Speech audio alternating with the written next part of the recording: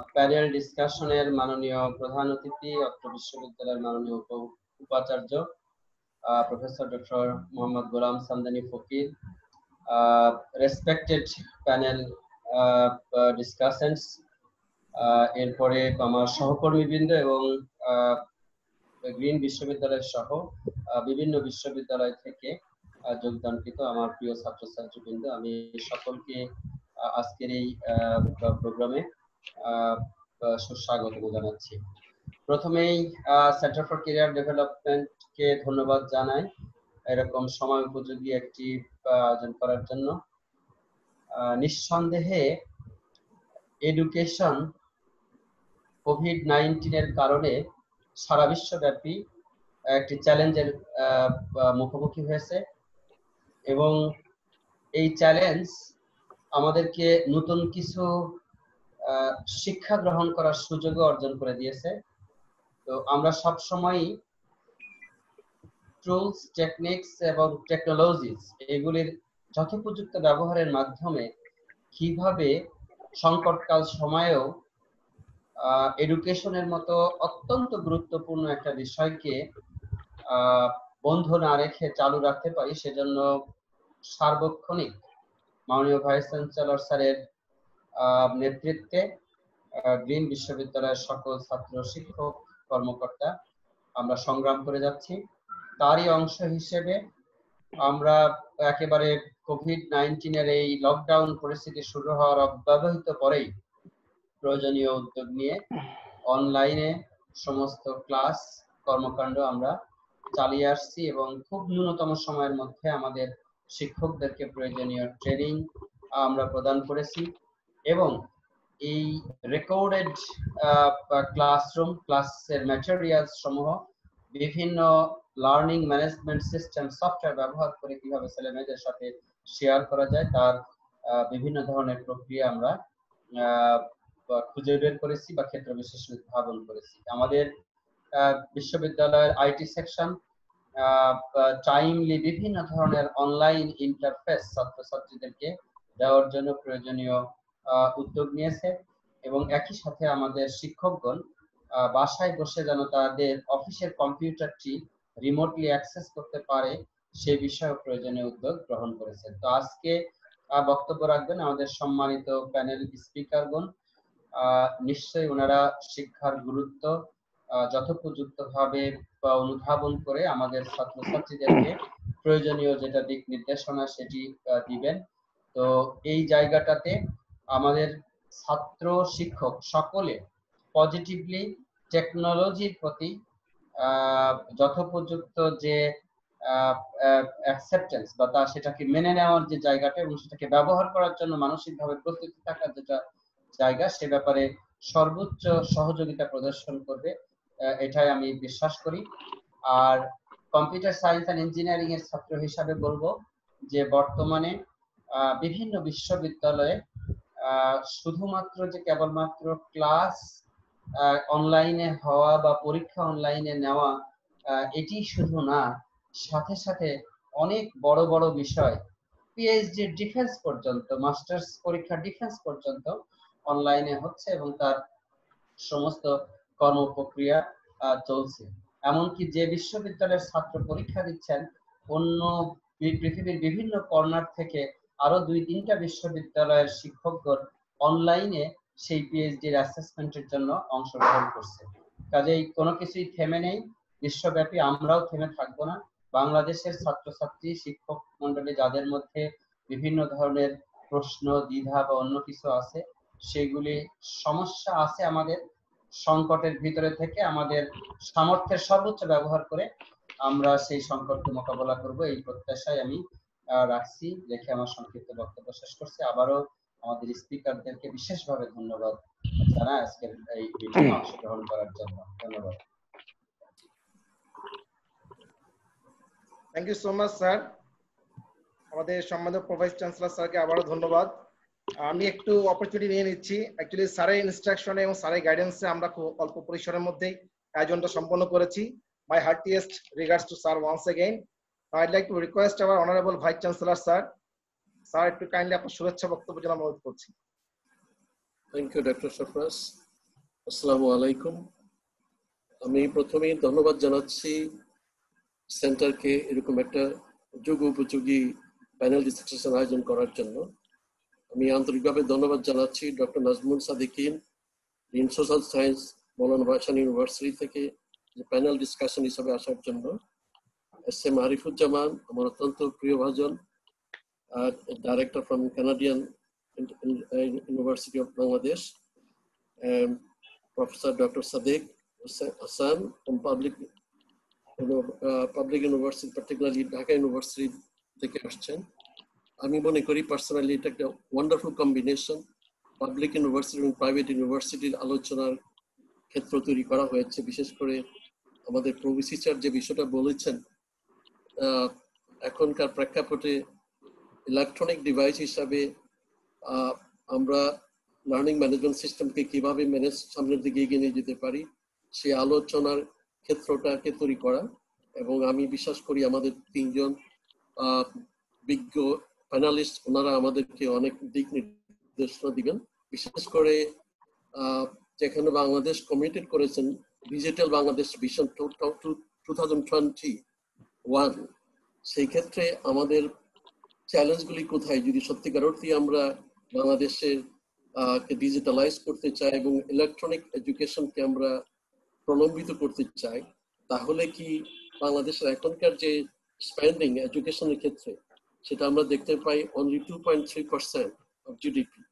এবং তার পরিপ্রেক্ষিতে যদি আমরা দেখতে চাই হায়ার এডুকেশনে, সেখানে জিডিপির 0.12% হায়ার এডুকেশন স্পেন্ড করা হচ্ছে। এর দিয়ে আমরা বলতেছি ডিজিটাল বাংলাদেশ করব, কিন্তু এই ডিজিটাল বাংলাদেশ করতে গেলে যে আইসিটি ইনফ্রাস্ট্রাকচার ডেভেলপ করা কান্ট্রি ওয়াইড, এই কান্ট্রি ইনফ্রাস্ট্রাকচার যদি আইসিটি ইনফ্রাস্ট্রাকচার যদি আমরা ডেভেলপ না করতে পারি, তাহলে এখনকার যে চ্যালেঞ্জ আমরা ফেস করছি, এই চ্যালেঞ্জটা আমরা কিভাবে মোকাবিলা করব। তারপরে প্রশ্ন আসছে যে আমাদের যে এই লার্নিংকে, আমরা ইলেকট্রনিক লার্নিংকে যদি প্রমোট করতে চাই, তাহলে আমরা কি আসলে রেডি কিনা, এবং রেডিনেসটা আমরা দেখতে চাচ্ছি in terms of our mindset, বিশেষ করে আমাদের স্টুডেন্ট, আমাদের টিচার্স এবং পলিসি মেকার্স। প্রেক্ষাপটে আমরা দেখতে চাই ওনাদের মাইন্ডসেট থেকে আসলে সাপোর্টিভ কিনা, এবং ইনফ্যাক্ট এই লার্নিং ট্রেনিংটাকে প্রমোট করার জন্য যে ধরনের সাপোর্ট দরকার, সেই সাপোর্টকে আমরা আদৌ করতে পারছি কিনা। অনেকগুলি বিষয় সামনে আসবে, আমার দৃঢ় বিশ্বাস আমাদের বিজ্ঞ প্যানেলিস্টগুলি এই বিষয়গুলি হাইলাইট করবেন। এখন একটা জিনিস আমরা নিশ্চিত হয়েছি যে আমাদের অনলাইনে বিশেষ করে লার্নিং ম্যানেজমেন্ট সিস্টেমকে ডেভেলপ না করার পিছনে কোনো যুক্তি থাকতে পারে না। এখন আমাদেরকে সামনের দিকে এগিয়ে যেতে হবে, এবং সামনে একটা এমনও পর্যায়ে হইতে পারে আমরা ফেস টু ফেস টিচিং এ চলে আসলেও আমাদের ইলেকট্রনিক ডিভাইসের সাহায্য আমাদের নিতে হবে, এবং সেক্ষেত্রে ব্লেন্ডিং লার্নিং এর কষ্টটা এসে যাবে। কাজে আমার দৃঢ় বিশ্বাস আজকের এই আলোচনায় আমরা আমাদের তিনজন প্যানেলিস্টের কাছ থেকে অনেক দিক নির্দেশনা পাবো। আমি আবারও তাদের তিনজনকে স্বাগত জানাচ্ছি আমাদের ডিসকাশন আসার জন্য, এবং আমাদের ডিসকাশনে যারা অংশগ্রহণ করেছেন তাদের সবাইকে আমি স্বাগত জানাচ্ছি। এই বলে আমার সংক্ষিপ্ত বক্তব্য শেষ করছি। আমার মনে হয় সময় যেহেতু খুবই কম, আমরা আমাদের প্যানেল ডিসকাশনের কাছে চলে যেতে পারি। সাফরাজ। Thank you so much, sir, for your inspiring words. Now I'd like to request Dr. Nazmul Sadikin, Dean, Faculty of Social Science, Maulana Bhashan University of Science and Technology. Please start our panel discussion and welcome to our session. Thank you.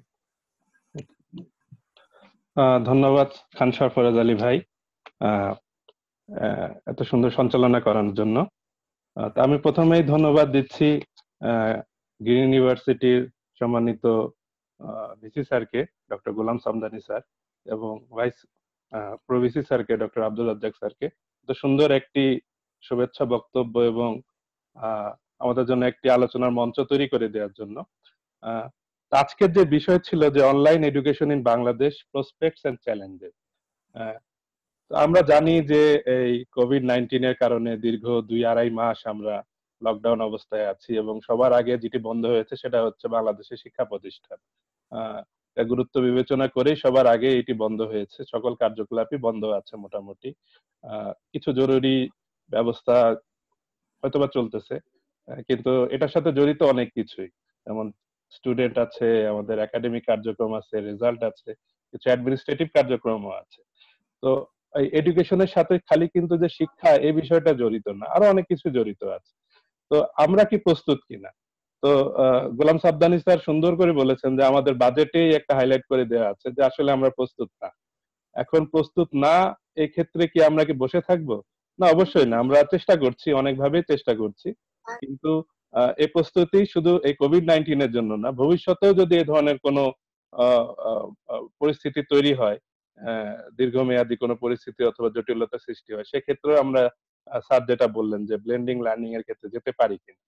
আমি শুরুতে, আমি যেহেতু একটি public বিশ্ববিদ্যালয়ের সাথে জড়িত, তো বাংলাদেশে আমি যদি দুইটা ক্লাস্টার করি, যে প্রাইভেট ইউনিভার্সিটি এবং পাবলিক ইউনিভার্সিটি, সেক্ষেত্রে যে পাবলিক ইউনিভার্সিটির যে লোকেশন গুলো, আমাদের প্রায় 40-42টার মতো পাবলিক ইউনিভার্সিটি আছে, তাদের লোকেশন যদি আমরা দেখি যে সঙ্গত কারণে এগুলা একটু পেরিফেরির জায়গায়, একটু শহর অঞ্চল থেকে একটু দূরে আছে। আবার এখান থেকে যে এই ক্রান্তিকালীন সময় যে আমরা যখন স্টুডেন্টকে, এবং এখানে যারা পড়ে, যেসব স্টুডেন্টরা পড়ে, তাদের আর্থসামাজিক অবস্থাও তুলনামূলক অন এভারেজ যারা প্রাইভেট ইউনিভার্সিটিতে পড়ে তাদের থেকে একটু একটু খারাপ। তো সেক্ষেত্রে দেখা যাচ্ছে যে যখন আমরা ইউনিভার্সিটি বন্ধ করে দিলাম, তো আমরা শিক্ষক, কর্মকর্তা কর্মচারী এবং ছাত্রছাত্রীরা তাদের নিজ নিজ এলাকায় চলে গিয়েছি। তো এই দেখা যাচ্ছে যে ম্যাক্সিমামই আমরা দেখা যায় যে খুবই এমন অঞ্চলে আছে যেখান থেকে আসলে অনলাইন ক্লাস করা অথবা ক্লাসে পার্টিসিপেট করা একটু কষ্টসাধ্য। তারপরেও আমরা চেষ্টা করেছি আমাদের বিশ্ববিদ্যালয় থেকে, আমি যদি আমাদের বিশ্ববিদ্যালয়ের অভিজ্ঞতা বলি, যে আমরা আমাদের সক্ষমতা যাচাইয়ের জন্য, এবং এখনো আমরা নিয়মিত ক্লাস নিচ্ছি বিভিন্ন ভাবে বিভিন্ন কোর্সে। আমার বিশ্ববিদ্যালয় যেহেতু বিজ্ঞান ও প্রযুক্তি বিশ্ববিদ্যালয়, সেক্ষেত্রে দেখা যাচ্ছে যে অনেক ধরনের সাবজেক্টই আছে, ইঞ্জিনিয়ারিং সাবজেক্টও আছে এবং লাইফ সায়েন্সের সাবজেক্টও আছে, আবার সমাজ বিজ্ঞান যেমন অর্থনীতি, বিবি, এই ধরনের সাবজেক্টও আছে। তা আমরা কিছু চ্যালেঞ্জ সেখানে ফেস করতেছি। এর মধ্যে একটা চ্যালেঞ্জ তো আমি বললাম যে আমাদের অবস্থান, পাবলিক বিশ্ববিদ্যালয়ের যে অবস্থান, সেটা একটু সেখান থেকে আসলে, এখান থেকে যারা চলে গিয়েছে, যারা নিজ এলাকায় চলে গেছে, তাদের জন্য একটু এই যে ইন্টারনেটের অ্যাক্সেস পাওয়া একটু কষ্টকর। তারপর যদি আমরা বলি যে আমরা আসলে প্রস্তুত ছিলাম না, যে হঠাৎ করে এই ধরনের সিচুয়েশন, আমরা ডেভেলপিং, ইয়েস আমরা ডেভেলপ করতেছি, বিভিন্ন সফটওয়্যার আনতেছি, কিন্তু হঠাৎ করে যে সাডেনলি যে মার্চের 17 তারিখ থেকে যে ধরনের একটা বন্ধ হয়ে যাবে, এই জন্য আমরা কেউ প্রস্তুত ছিলাম না। স্টুডেন্টরাও প্রস্তুত ছিল না, তাদের হল সাডেনলি ভ্যাকেন্ট করে দেওয়া হয়েছে, আমরাও কোনোভাবে চলে এসেছি, কারণ অনেকে ঢাকামুখী অথবা ঢাকা হয়ে অনেক জায়গায় যেতে হবে, সেক্ষেত্রে লকডাউনের পরে কি হবে, আমরা ট্রান্সপোর্ট পাবো কিনা, অনেক অনিশ্চয়তা ছিল, অনেকে চলে গিয়েছে, আবার অনেকে যে ফিরে আসবো সেই উপায়ও নাই। দেখা যাচ্ছে যে আমাদের যারা ওই ওই আশেপাশে যেসব বাড়িওয়ালা আছে তারা বলতেছে যে না, আপনি 14 দিন হোম কোয়ারেন্টাইনে থাকেন অথবা আপনাকে বাসায় আসতে দেওয়া হবে না। এই এতে অনেকে তাদের জিনিসপত্র, ব্যক্তিগত জিনিসপত্র, বিশেষ করে যে ল্যাপটপ অথবা এই ধরনের ডিভাইস নিয়ে যাওয়া দরকার, বইপত্র, এটার জন্য আমরা প্রস্তুত ছিলাম না। তো এটা এই মুহূর্তে একটা বড় চ্যালেঞ্জ অনেক জায়গায়। তারপরে দেখা যাচ্ছে যে ইন্টারনেট, কিরে মামা, কি খবর? ইন্টারনেটের কি ক্ষেত্রে খবর? দেখা যাচ্ছে যে কেমন আছো তুমি? তোমার বোন না কেমন আছে? ভালো আছো? ভালো আছে? কাটাইছেন নাকি আবার? হ্যাঁ, কাটালাম। তুমি কইলা দেখি।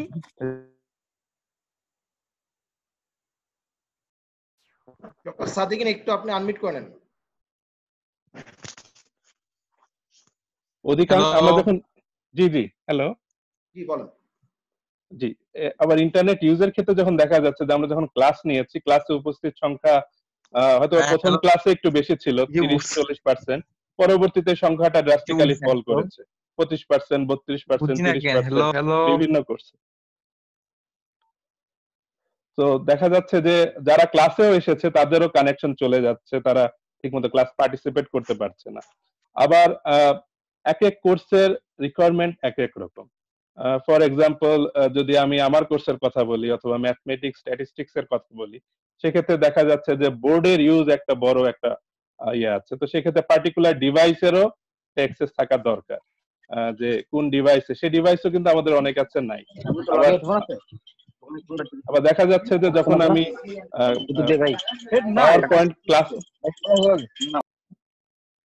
পাওয়ার পয়েন্ট যখন আমি ক্লাসে শো করি সেক্ষেত্রে এক ধরনের, আবার যখন ল্যাপটপ অথবা মোবাইলের মতো ডিভাইসে আমি এটা শো করছি অথবা যারা এটা দেখছে তাদের জন্য লেকচার তৈরি করা আরেকটু ডিফিকাল্টের কাজ। দেখা যাচ্ছে যে অনেক সময় যেটা পাওয়ার পয়েন্ট আমরা ক্লাসের জন্য ইয়ে করি, এটাই অনেক টিচার হয়তো বা এখানে দিয়ে দিচ্ছেন, যেহেতু তাদের কাছে আগের কোনো এক্সেস গুলো ছিল না অথবা ওইভাবে তারা প্রিপেয়ার্ড না। সেক্ষেত্রে আমরা আস্তে আস্তে এগুলো ডেভেলপ হচ্ছি। তো এই কয়টা চ্যালেঞ্জ আছে। আবার দেখা যাচ্ছে যে ফাইনান্সিয়াল কিছু প্রবলেম আছে, যে স্টুডেন্টরা যে মেগাবাইট কিনে ক্লাস করবে, তার দেখা 1 ঘন্টা ক্লাস করতে হলে তার 50 টাকা 54 টাকার মতো লাগে। দিনে যদি 3 ঘন্টা 4 ঘন্টা ক্লাস করে, এই 150-200 টাকা তারা কোথায় পাবে? কারণ পাবলিক ইউনিভার্সিটির অনেক স্টুডেন্টই তারা টিউশনই বেস, তারা টিউশন করে চলতেছে, তাদের সংসার চালায় অথবা নিজেদের লেখাপড়া করে। হ্যাঁ, তো এই ক্ষেত্রে দেখা যায় যে টিউশনিও তো তাদের বন্ধ। তো তাদের তো আহ, আহ, আমরা অনেক সময় দেখছি যে অনেকে ফেসবুকে স্ট্যাটাস দিচ্ছে, স্যার অনলাইনে তো ক্লাস দিলেন, ভাত দেবেন নাকি? তো বিষয়টা এরকম হয়ে গিয়েছে যে তারা যে ক্লাস করবে, ক্লাসের সে ফাইন্যান্সিয়াল সাপোর্টটাও তাদের কাছে নেই। আবার দেখা যাচ্ছে যে টেকনিক্যাল কিছু ট্রেনিং দরকার। এই যে আমি যে বললাম যে ক্লাস নেওয়ার জন্য আমাদের যে ভিডিও কোলাবোরেশন সফটওয়্যার অথবা লার্নিং ম্যানেজমেন্ট সফটওয়্যার, এই সফটওয়্যার গুলা আমাদের বিশ্ববিদ্যালয়ে হয়তোবা আছে, হয়তোবা ডেভেলপ হচ্ছে অনেক বিশ্ববিদ্যালয়, কিন্তু যে আমাদের তো পার্টিকুলার একটা ট্রেনিং এর ব্যবস্থা করতে হবে, যে ঠিক আছে আমরা এভাবে এই ক্লাসটা নিলে আমরা আরো ভালো করব, এই ক্লাসটা নিলে এভাবে যদি নিই সেক্ষেত্রে দেখা যাচ্ছে যে আমরা আরো অনেক দূর পর্যন্ত যেতে পারবো। তো এই যে সেন্ট্রালি একটা জিনিস কন্ট্রোল করা, এটার জন্য আমাদের একটা প্রস্তুতি মনে হয় দরকার আছে। আর আরেকটা বিষয় যেটা, যে ক্লাসে অনেকে আসে, ক্লাসে আসার পর দেখা যাচ্ছে যে যে আমরা জানি যে প্রাইভেট বিশ্ববিদ্যালয়ের পরীক্ষার যে সিস্টেম আর পাবলিক বিশ্ববিদ্যালয়ের পরীক্ষার সিস্টেম একটু ভিন্ন। সেক্ষেত্রে পরীক্ষা নেওয়ার ক্ষেত্রেও কিন্তু একটু অসুবিধা হচ্ছে, যে বিশেষ করে যাদের ল্যাব আছে সেই ল্যাবটা আমরা কিভাবে অনলাইনে নিয়ে আসবো, অথবা ক্লাস অ্যাটেন্ডেন্স কতখানি আনতে পারবো। দেখা যাচ্ছে যে যে আমি যদি ম্যাক্সিমাম 50% স্টুডেন্ট 60% স্টুডেন্টও যদি আমার ক্লাস অ্যাটেন্ড করে, বাকি 40% তো তাদেরকে আমি আনতে পারছি না। তো সেই ক্ষেত্রে যে তাদের অ্যাটেন্ডেন্স আমি নেব না অথবা আমি বাদ দিয়ে দেব, এটাও কিন্তু ঠিক এটা ইথিক্যাল হচ্ছে না। আমাদের কাছে যেটা মনে হয় যে এটা আসলে ইথিক্যাল হয় না, কারণ সে তার নিজস্ব এলাকা থেকে হয়তো কোনো কারণে কানেক্ট করতে পারছে না। আমরা যখন ক্লাস নিয়েছে দেখেছি যে অনেক স্টুডেন্টই মাঠে বসে ক্লাস করতেছে, গাছতলায় বসে কত ক্লাস করতেছে, যেহেতু তাদের নেটওয়ার্ক সাপোর্ট ওইভাবে তারা পাচ্ছে না। আবার আমাদের ট্রেনিংও দরকার আছে, ট্রেনিং অনেক বিষয়ে দরকার আছে, ট্রেনিং লেকচার নোট তৈরির ক্ষেত্রে দরকার আছে, কোনো পার্টিকুলার সফটওয়্যার লার্নিং এর ক্ষেত্রে দরকার আছে। আমরা কিভাবে ইন ফিউচারে যারা নন টেকনিক্যাল পার্সন, তাদের তাদের ক্ষেত্রে কিভাবে হবে। আবার লজিস্টিক সাপোর্ট যেটা আমি বলতেছি মূলত, যে আইসিটি সিএসি এদের হয়তো বা সবারই ডিপার্টমেন্টে কিংবা বাসায় পার্সোনাল ডেস্কটপ অথবা ল্যাপটপ অথবা অনেক কিছু থাকতে পারে, কিন্তু যারা এই বেস না, ইঞ্জিনিয়ারিং বেস সাবজেক্ট না, তারা হয়তো কখনো দরকারই লাগে না তাদের। আমার অনেক স্টুডেন্ট আছে, তারা বলছে স্যার আমি কখনো স্মার্টফোনের আমার আমি নেসেসিটি ফিল করি নাই। তো সেই ক্ষেত্রে তার জন্য এটা আরো এক্সট্রা একটা বার্ডেন চলে আসতেছে।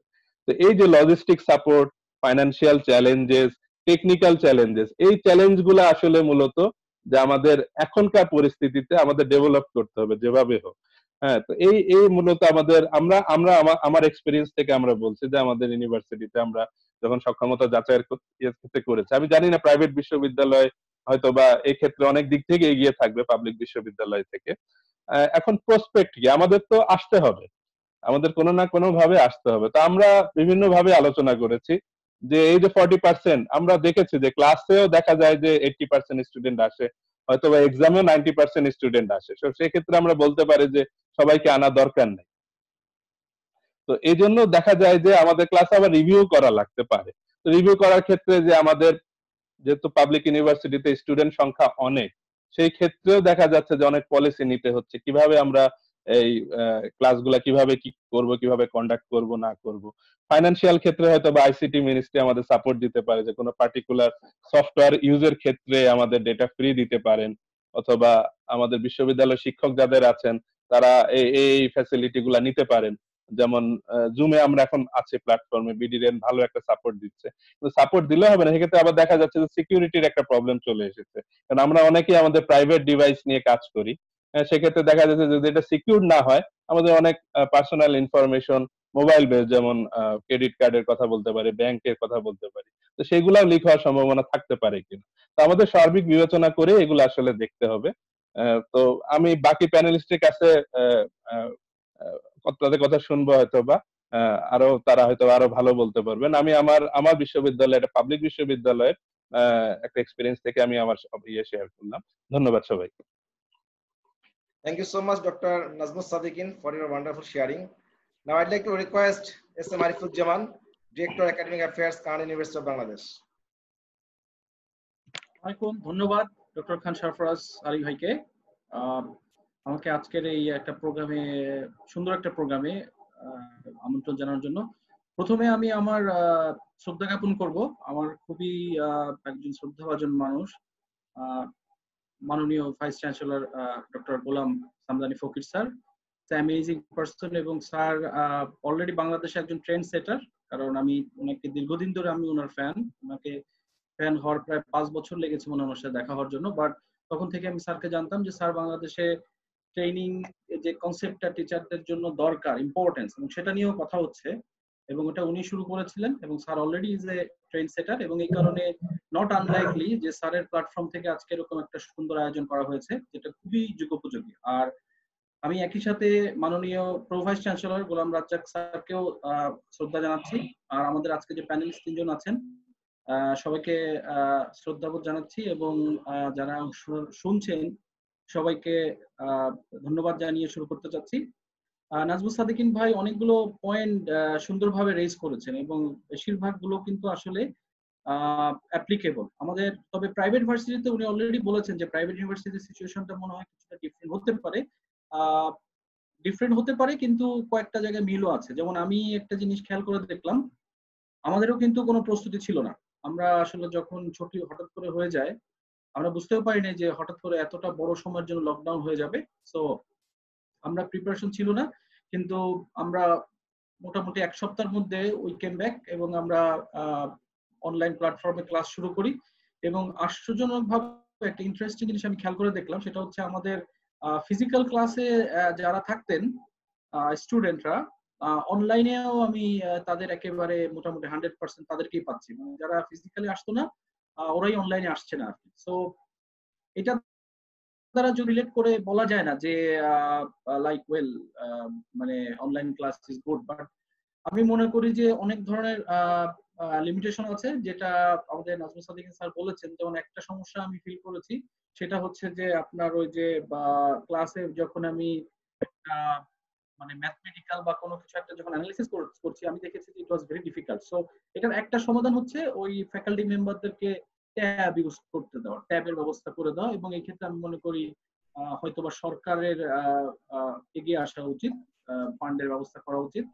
কারণ প্রাইভেট ভার্সিটিগুলোর পক্ষে আমি মনে করি যে কয়েকটা ছাড়া বেশিরভাগ ভার্সিটিগুলো ভেরি টাফ, তারা ক্যাশ ফ্লো নিয়ে প্রত্যেকে এমনি স্ট্রাগল করছে। সো ট্যাবটার ব্যবস্থা করা উচিত, কারণ এখানে আমি ট্যাবে যখন আমি কাজ করছি তখন খুব সুন্দরভাবে এটা কাজ করা যায়।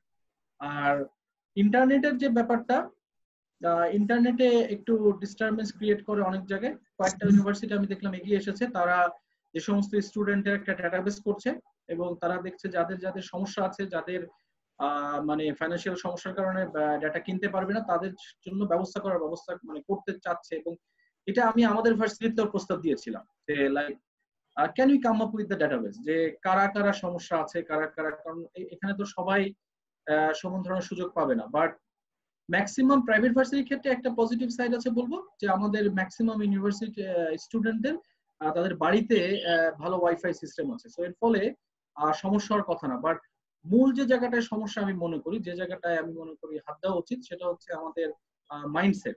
That is very important. কারণ আজকে এই যে অবস্থাটা সৃষ্টি হয়েছে, আমি দেখেছি যে বাংলাদেশে একটা বড় স্টুডেন্ট গ্রুপ আছে, তারা এই সময়টাতে তাদের মধ্যে তারা একটা প্রেশারও ক্রিয়েট করতে চাচ্ছে যে এটা বন্ধ করে রাখা যায় কিনা। এবং এটা কিন্তু আমাদের জন্য খুবই ডেঞ্জারাস হবে। কারণ আমি যদি খেয়াল করে দেখি, আজকে কিন্তু job market it has become global. আজকে মাল্টিন্যাশনাল কোম্পানি বাংলাদেশে পারফর্ম করছে এবং পৃথিবীব্যাপী সবাই কিন্তু একটা মোবিলাইজেশন আছে হিউম্যান রিসোর্সের। তো সেই ক্ষেত্রে আমরা যদি আমাদের গ্রাজুয়েটদেরকে ঠিকভাবে শিক্ষিত করে বের না করতে পারি, 1 নম্বর হচ্ছে কোয়ালিফাইড করে, 2 নম্বর হচ্ছে টাইমলি যদি গ্রাজুয়েট না আনতে পারি, তাহলে কোশ্চেনটা হচ্ছে কি আমরা কি কোনো প্রবলেম ফেস করব? অ্যানসারটা হচ্ছে yes, problem will be facing. কারণ আজকে পৃথিবীতে অনেকগুলো দেশ ডিজিটাল এডুকেশনে অনেক এগিয়ে গিয়েছে। যেমন আমি একটা তথ্য দিই, খুবই আনফরচুনেট, আজকে এই কোভিড-19 হওয়ার পরে আমাদের বাংলাদেশের অনলাইন এডুকেশন বা ডিজিটাল এডুকেশনের দৈন্যতাটা বেরিয়ে এসেছে। যেমন ইন্ডিয়াতে আমি জানি যে IIM ওরা অনেকদিন আগে থেকেই অনলাইন EMBA কোর্স চালু করেছে। এটা আজ থেকে 3-4-5 বছর আগে, and they charge a huge amount of money and it is very demanding thing. তার মানে কি দেখেন, ওরা আমাদের পার্শ্ববর্তী দেশ, ওরা মাইন্ডসেটে অনেক এগিয়ে গিয়েছে। মানে ওরা অনলাইন এডুকেশনটা একটা ভালো ইউনিভার্সিটি থেকে যদি আসে সেটাকে তারা অ্যাকসেপ্ট করছে। এখন বাংলাদেশে তো অ্যাকসেপ্টেবিলিটির জায়গাতে আমরা খুব খারাপ অবস্থায় আছি। অনেকে চিন্তা করছে অনলাইন করে লাভ কি। আমি নাম বলতে চাচ্ছি না, বাংলাদেশের একজন পাবলিক ইউনিভার্সিটির একজন শ্রদ্ধাভাজন প্রফেসরের সাথে আমার কথা হচ্ছিল। স্যার বললেন যে এই যে অনলাইনে ক্লাস হচ্ছে এটা কোনো কাজের কাজ হচ্ছে না, এটা কিছুই না। সো এই যে খেয়াল করে দেখেন, এটা কিন্তু আমাদের জন্য একটা পিছিয়ে দেওয়ার একটা ব্যাপার। কারণ আমরা পিছিয়ে থাকলে তো অন্যরা তো পিছিয়ে থাকছে না। আজকে আমার পার্শ্ববর্তী দেশ ওরা অনেক স্ট্রং, এবং এরকম আরো অনেক কিছু দেশ আছে। খেয়াল করে দেখা যাবে এটা কিন্তু একটা সুযোগ যে কারা কারা এইটাকে চ্যালেঞ্জটাকে অ্যাকসেপ্ট করে এগিয়ে যাবে এবং লিডারশিপটা নিবে। আজকেই আমি একটা ইউনিভার্সিটি দেখলাম পৃথিবীতে আছে, সেটার নাম হচ্ছে ইউনিভার্সিটি অফ পিপল। তারা গত 5 বছর ধরে ডিজিটাল কোর্স পরিচালনা করছে এবং তারা নাম দিয়েছে টিউশন ফ্রি, এবং তাদের প্রায় 34,000 গত 5 বছর স্টুডেন্ট এনরোল হয়েছে এবং তারা ওখান থেকে ডিগ্রি পাচ্ছে। দে চার্জ নো মানি, বাট তারা ওই যে ডিগ্রিটার সময় ওখানে একটা ফি দিয়ে চার্জ করে। সো আর কোভিড-19 এর পরে আমি মনে করি যে বাংলাদেশের বা সারা পৃথিবীতেই ওয়ার্ক যে প্লেসটা, ওখানে একটা ব্যাপক পরিবর্তন আসতে যাচ্ছে। আমি নিজে ফাইন্যান্সের লোক হিসেবে খেয়াল করে দেখছি, সেটা হচ্ছে যে coming days will be fixed এমপ্লয়মেন্টটা মনে হয় কিছুটা হলে কমে যাবে, এবং কোম্পানিগুলোতে ওই ধরনের লোকদেরকে মানুষ চাইবে যারা এই ইয়াং ডাইনামিক কে নিয়ে সাথে কাজ করতে পারে এবং নতুন নতুন মানুষদের সাথে কাজ করতে পারে। কারণ দেখা গেছে যে আজকে আমি একটা প্রজেক্টের জন্য কাজ করবো আগামী 1 মাসের জন্য, এখানে আমার 5 জন লোক লাগবে। Maybe next month I am going to work with some other 5 people. So আমাদেরকে মধ্যে এই মাইন্ডসেটটা থাকতে পারে, এই ধরনের মানুষদের দরকার হবে। এই কারণে আমাদের এই ডিজিটাল এডুকেশনটায় জোর দেওয়া একেবারে দরকার। এই ডিজিটাল এডুকেশনটা আমাকে কন্টিনিউ রাখতেই হবে। এটা বন্ধ করতে হলে অনেকে বাংলাদেশে একটা বড় একটা গ্রুপ কিন্তু এটাতে আসছে না, এবং এটা কিন্তু আমাদের জন্য একটা বড়, আমি মনে করি যে ক্রাইসিসের দিকে নিয়ে যাচ্ছে। এই বাট আমি মনে করি আমাদের অবশ্যই কন্টিনিউ করা উচিত। এখন যদি কন্টিনিউ করা উচিত, সবগুলো ভার্সিটি চেষ্টা করতে হবে কন্টিনিউ করা, এবং এখন চিন্তা করা উচিত যে এই কন্টিনিউ রাখার জন্য আসলে আমাদের কি কি দরকার চেকলিস্ট করা, এবং এই দরকারগুলোকে মিট আপ করার জন্য কারা এগিয়ে আসবে। এটা কি ইউনিভার্সিটি এগিয়ে আসবে প্লাস গভর্নমেন্ট সাপোর্ট দিবে কিনা। আমাদের মাননীয় উপাচার্য স্যার প্রথমেই কিন্তু সুন্দর একটা পয়েন্ট দিয়েছেন যে আমাদের বাজেট তো আসলে ওইভাবে এডুকেশনের জন্য বরাদ্দ নয়, but this is the right time যে আমরা আসল জায়গাতে আমাদের ইনভেস্টমেন্টটা করা দরকার। এবং এই ইনভেস্টমেন্টটা করে আমার এই যে জায়গাগুলো সাদেকিন স্যার খুব সুন্দর করে বলেছেন, প্রত্যেকটা জায়গায় আলোকপাত করেছেন। একটা উনি বলেছেন টুলস এর কথা, ওয়েল টেকেন। তারপর একটা বলেছেন যে ইন্টারনেট, সেটা আমি ডিসকাশন করলাম। ইন্টারনেটে আমাদের আসলে ব্যবস্থা করতে হবে। মানে আমি যেটা বুঝি সেটা হচ্ছে যে আমরা ওই যে ম্যাসলোর হায়ারার্কি নিডটা পড়েছি। সো আমি আমার ফাইন্যান্স ক্লাসে মাঝে মাঝে বেটার অ্যানালিসিস করার সময় পড়াইতাম যে সারা পৃথিবীতে অন্যান্য দেশে ইন্টারনেটটা হচ্ছে এটা একটা নেসেসিটি প্রোডাক্ট, বাট বাংলাদেশের জন্য এটা অনেকটা লাক্সারি। এই কারণে বাংলাদেশে ইন্টারনেট কোম্পানির বেটা অনেক হাই হতে পারে। বাট আমি মনে করি internet now has become a that it's a very essential for us. So আমাদের খাদ্যদ্রব্যের সাথে সাথে এটাকে এখন ইনক্লুড করতে হবে, কারণ বাচ্চার এডুকেশনের জন্য I need the bandwidth. So এই মানসিকতাও কিন্তু আসতে হবে যে আমার জুমে ক্লাস করবে বা বিভিন্ন অনলাইন প্ল্যাটফর্মে ক্লাস করার জন্য তার ব্যান্ডউইথ লাগবে। এটা একটা এসেনশিয়াল প্রোডাক্ট এখন ঢুকে যাবে, এটা নিউ নরমাল, এবং এটা আমাদেরকে মেনে নিতেই হবে। এবং ট্রেনিং ইজ ভেরি ইম্পর্টেন্ট। ট্রেনিংটা খুবই দরকার, কারণ আই ক্যানট এক্সপেক্ট যে সব টিচার নিজে নিজে শিখে যেতে পারবে। যদিও we are blessed with YouTube, যেমন আমি নিজে পার্টিকুলারলি এখানে কনফেস করি, আমি করোনার কোভিড-19 আগে I had not much idea about the online classes. আমি জীবনে অনলাইন ক্লাস কিছুই নিইনি, কিছুই করিনি, বাট আমি কিন্তু অ্যাডাপ্টেড হয়ে গিয়েছি খুব কুইকলি, বিকজ আমি ইউটিউবে নিজে টিউটোরিয়াল করেছি একের পর এক, অনেকগুলো মিডিয়াম শিখেছি, এবং I got a great feeling that wow I have learn something new. একই সাথে আমার একটা রিগ্রেট হয়েছে যে এই জিনিসগুলো সম্বন্ধে কেন আমি আগে জানতাম না। সো আমি মনে করি এই ট্রেনিংটাতে আমাদের খুবই জোর দেওয়া উচিত, কারণ আমাদের শিক্ষক মন্ডলীরা তখনই এটা হোল হার্টেডলি এগিয়ে আসবে যখন তারা দেখবে যে wow it's a fantastic way to teach. যেমন আমি যদি আমার ব্যক্তিগত অভিজ্ঞতাটা এখানে শেয়ার করি, আমি যে কয়েকটা কোর্স পড়িয়েছি, 3টা কোর্স পড়িয়েছি আমার ভার্সিটির পক্ষ থেকে, এবং আমি অনলাইনে ক্লাস করিয়ে কেন জানি না অনেক বেশি স্বাচ্ছন্দ্য ফিল করেছি। কারণ আমার ক্লাস টাইম ওয়েস্টেজ ছিল 0। আমি প্রত্যেকটা ক্লাসের একেবারে 0 টাইমে শুরু করতে পেরেছি এবং আমার ক্লাসে যারা অ্যাটেন্ড করে তারা একেবারে অন টাইমে চলে এসেছে। সো আমি দেখলাম যে আমার ক্লাস টাইম ওয়েস্টেজ ছিল 0। প্লাস আমি আমার প্রত্যেকটা ক্লাস রেকর্ড করেছি এবং যখনই মনে হয়েছে যে এটার জন্য এক্সট্রা একটা টিউটোরিয়াল আওয়ার লাগবে, যেহেতু আমাকে অফিসে যেতে হয়নি, আমার কমিউট টাইমটা বেঁচে গিয়েছে, আমি আরো এক্সট্রা টাইম দিতে পেরেছি। সো কেন এবং অনেক স্টুডেন্ট তারা মডুল আকারে মনে হয়েছিল 3-4 জন আমার কাছে একটা সেশন করতে চায় যে স্যার এই জায়গাটা বুঝি নাই, তো আমি কিন্তু তাদেরকে জুম মিটিং এ ইনভাইট করেছি, okay let us have a discussion, যেটা কিন্তু ফিজিক্যাল অবস্থায় আমার কাছে মনে হয়েছে সম্ভব ছিল না। সো আমি একটা মাইন্ডসেট নিয়ে এগিয়ে এসেছি কারণ আমি কমফোর্টেবল ফিল করেছিলাম, বাট সবার কাছ থেকে আমি এটা এক্সপেক্ট করতে পারবো না কারণ সবার অ্যাডাপ্টেবিলিটি কোশ্চেন সেম না। তো এই কারণে আমি মনে করি টিচারদেরকে যদি আমরা ট্রেনিং এ দক্ষ করতে পারি তাহলে কিন্তু ওনাদের কাছ থেকে আমরা হোল হার্টেড একটা সাপোর্ট পাবো, ওনারাও চিন্তা করবে wow it's a fantastic platform. So ট্রেনিংটাতে আমি মনে করি একেবারেই আমাদের জোর দেওয়া উচিত। So these are some of the I think issues related, I think problems or whatever. এখন প্রসপেক্টের জায়গায় যদি আসি, আমি মনে করি যে এটার প্রসপেক্ট হিউজ, কারণ বাংলাদেশকে আমরা যেভাবেই যা বলি না কেন, বাংলাদেশ কিন্তু আসলে মানে সগর্বে এগিয়ে চলেছে, একের পর এক কিন্তু ভালো ভালো দিকে আমরা যাচ্ছি। অনেক সময় আমরা হতাশা প্রকাশ করি, নৈরাশ্যজনক পরিস্থিতি চলে যায়, বাট আমি মনে করি হতাশ হওয়ার কিছুই নেই। Bangladesh is still doing fantastic, specially কোভিড-19-এও আমি বলবো যে আমরা ভালোভাবেই মোকাবেলা করেছি। আমি বলবো, যদিও আমি প্রথম পয়েন্টে আবার ফিরে যাব, মাইন্ডসেট আমাদের কিন্তু আমরা নিজেদেরকে নিরাপদ রাখতে ব্যর্থ হয়েছি। আমরা ছাদের উপরে একসাথে বা অনেকে মানে একজোট হয়েছি, মনে করছি যে এটাই লাস্ট ঈদ, সো ঈদে মজা করতেই হবে। সো এই যে মাইন্ডসেটটা থেকে বেরিয়ে আসতে হবে, আমাকে তো আমার নিজেকে নিরাপদ রাখতে হবে এবং তখনই আমি আরেকজনকে নিরাপদ রাখতে পারবো। সো এই মাইন্ডসেটটাতে আমি মনে করি কাজ করতে হবে এবং সেই ক্ষেত্রে আমাদের প্রসপেক্ট আমি মনে করি হিউজ, বিকজ বাংলাদেশের অলরেডি আমরা ডিজিটাল, যেহেতু বাংলাদেশ এবং বলা হচ্ছে ডিজিটাল বাংলাদেশ, সেক্ষেত্রে আমাদের এখানে স্পেশাল এমফাসিস দেওয়া হচ্ছে এবং আমি মনে করি আমাদের যারা সিনিয়র নীতি নির্ধারণী পজিশনে আছেন, আমাদের সামদানি স্যার এবং ওনারা যারা আছেন, আমি মনে করি তারা আজকে আমাদেরকে লিডারশিপ দিবেন এবং তারা এই জিনিসগুলো তুলে ধরবেন যে ইয়েস, যে we have a huge prospect এবং আমরা পারবো বাংলাদেশকে ডিজিটাল এডুকেশনের আওতায় আনতে, যার ফলে আমাদের দেশের প্রত্যন্ত অঞ্চলে বিভিন্ন জায়গায় যে মেধা ছড়িয়ে ছিটিয়ে আছে তারাও কিন্তু আজকে ভালো একটা ইনস্টিটিউশন ঢাকা বা যে কোনো একটা জায়গা গ্রহণ করতে পারে। So time is short, so আমি এখানে শর্ট করছি, পরে যদি আবার সুযোগ পাই I will add more comment into it. Thank you so much Arif ভাই for your wonderful delivery. Actually অনেকগুলো বিষয় আমাদের এখানে শেয়ার হলো। Now I'd like to request doctor Sadiq Hasan, associate professor, Department of Public Administration, Dhaka University. Please sir. Thank you Sarfaraz ভাই।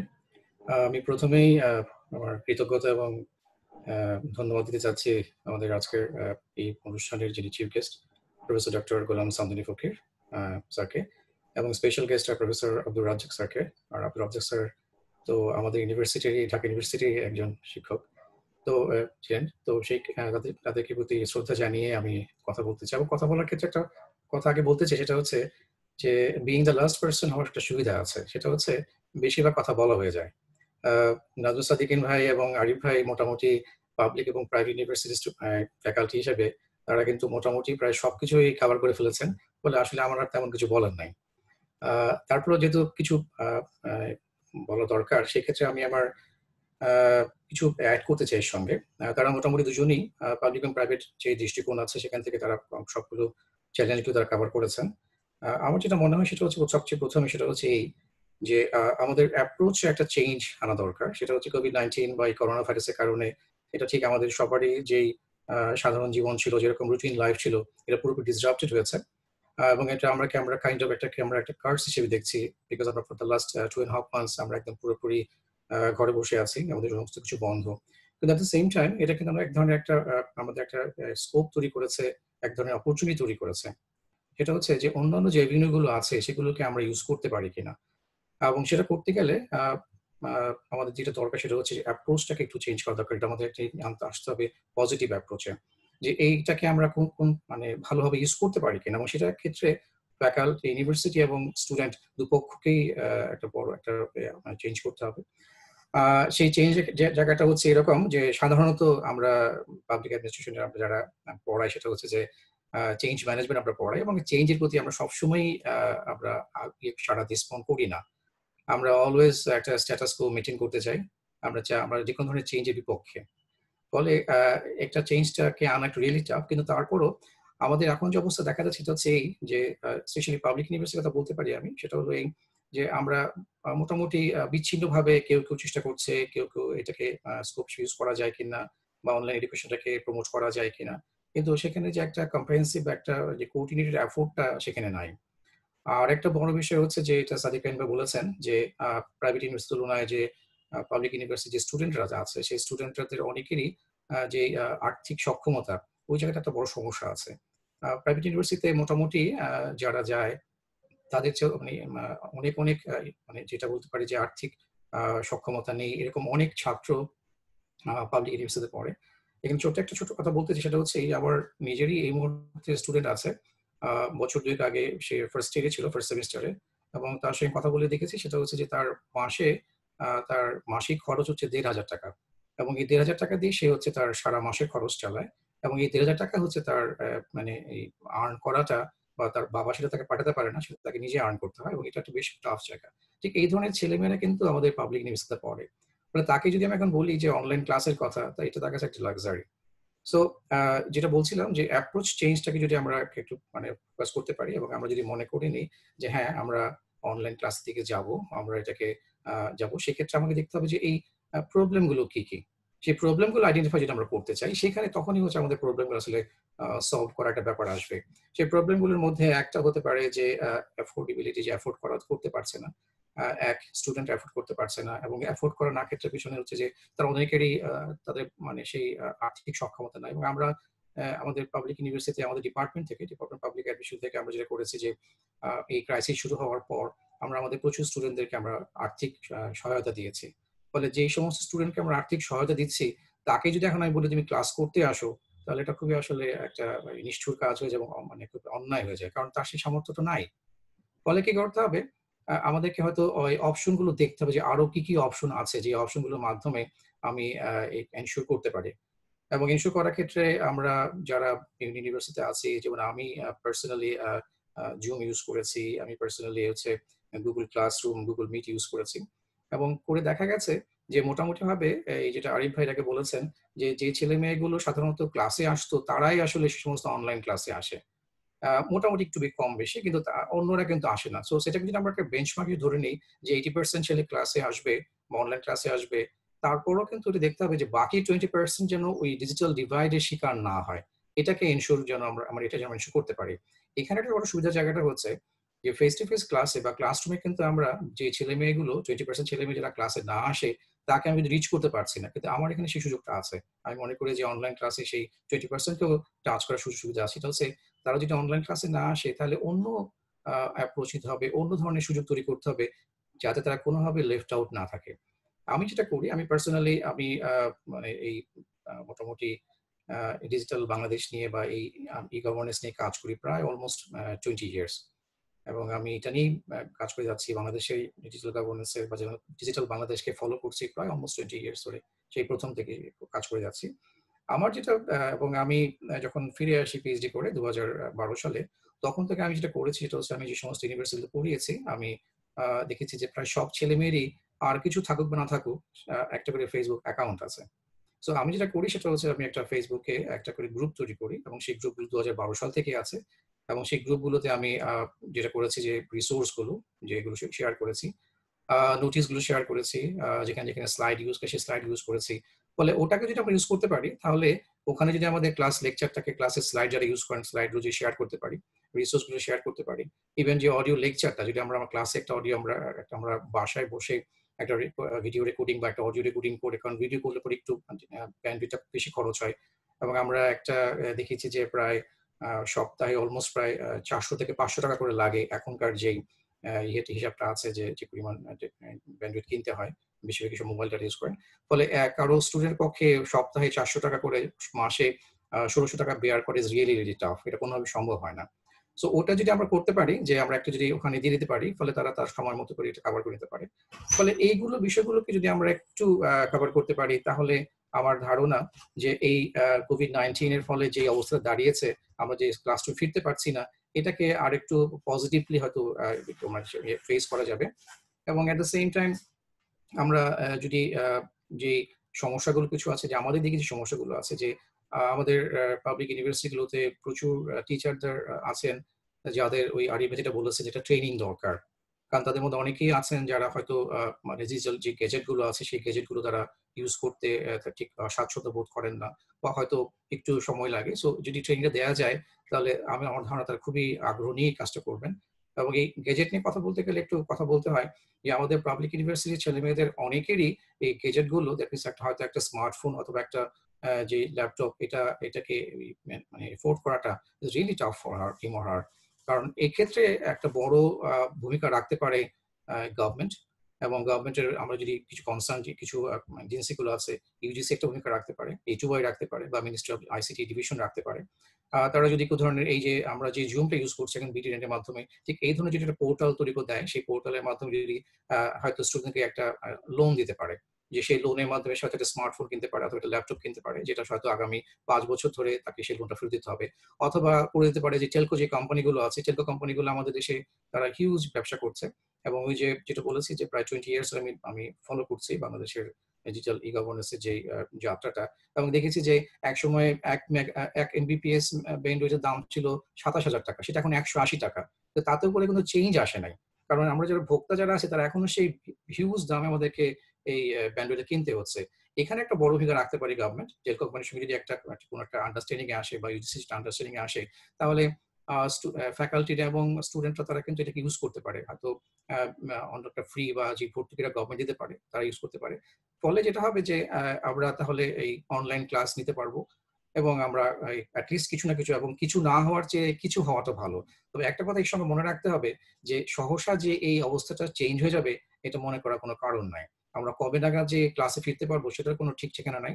ফলে যেটা করতে হবে সেটা হচ্ছে যে সব শেষ হয়ে যাওয়ার পরও এই অনলাইন ক্লাসের স্কোপটাকে আমাদেরকে ইন্টিগ্রেট করতে হবে উইথ আওয়ার যে ক্লাসরুম, যে আমরা টেকনোলজি ইউজ করি, ক্লাসরুমে যে আমরা যে ক্লাস নিই তার সঙ্গে ইন্টিগ্রেট করতে হবে। দুটোকে যদি একসঙ্গে ইউজ করা যায়, তাহলে আমার ধারণা যে Bangladesh will be able to cope up the challenge, এবং এটা আর হয়তো সামনে এগিয়ে যেতে পারবে।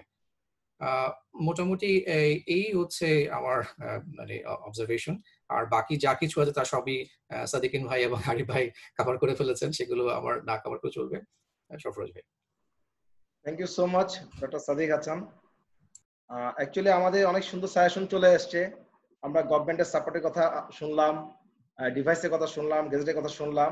ফর ইনফরমেশন, আমাদের যেদিন থেকে অনলাইন ক্লাস অ্যাপ্রোচ মনে করেন গভর্নমেন্ট অ্যাপ্রোচ করেছে, সেদিন থেকে গ্রিন ইউনিভার্সিটি একটু অ্যাডভান্সে আছে বলা যায়। আমাদের স্টুডেন্ট সহ আমরা কিন্তু বেশ অ্যাডভান্স লেভেলে আছি। ইতিমধ্যে আমরা দু একটা রিসার্চের কাজও করেছি অনলাইন এডুকেশনের প্রসপেক্ট নিয়ে। ইভেন আমাদের ইনিশিয়েটিভ গুলো ইউনিভার্সিটি গার্লস কমিশন মিনিস্ট্রি বেশ অ্যাপ্রিশিয়েটেড হয়েছে। এনিওয়ে, আমাদের মধ্যে ইতিমধ্যেই বিভিন্ন ডিপার্টমেন্টের চেয়ারপারসন, সিনিয়র কলিগ জয়েন করেছেন, ফ্যাকাল্টি মেম্বাররা আছেন, বিভিন্ন ডিপার্টমেন্টের স্টুডেন্টরাও আছেন। আমি এই পর্যায়ে কোশ্চেন অ্যান্সার সেশন নিতে যাচ্ছি। ফার্স্টে রিকোয়েস্ট করছি যদি আমাদের ফ্যাকাল্টি মেম্বারদের মধ্য থেকে কেউ কিছু বলতে চান, floor is open to you. একটু কাইন্ডলি নাম এবং পরিচয়টা বললে হবে। Any of you?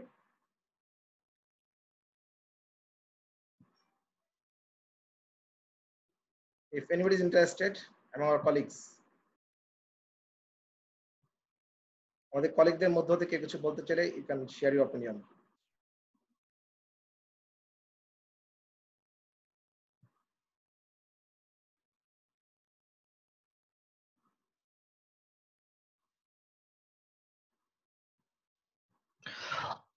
Thank you sir. আসসালামু আলাইকুম। আমি হাসান আল জুবায়ের রনি বলছি, green university centre of excellence for teaching and learning. আমি ফ্যাকাল্টি হিসেবে আছি এবং আমাদের যে অনলাইন টিচিং লার্নিং প্রসেস নিয়ে কাজ হচ্ছে সেখানে আমি অ্যাফিলিয়েটেড আছি বা চেষ্টা করছি আমরা মুভমেন্টে। ধন্যবাদ প্যানেল ডিসকাশন সবাইকে, এবং সবাই যারা উপস্থিত আছেন সবাইকে শুভেচ্ছা জানাচ্ছি।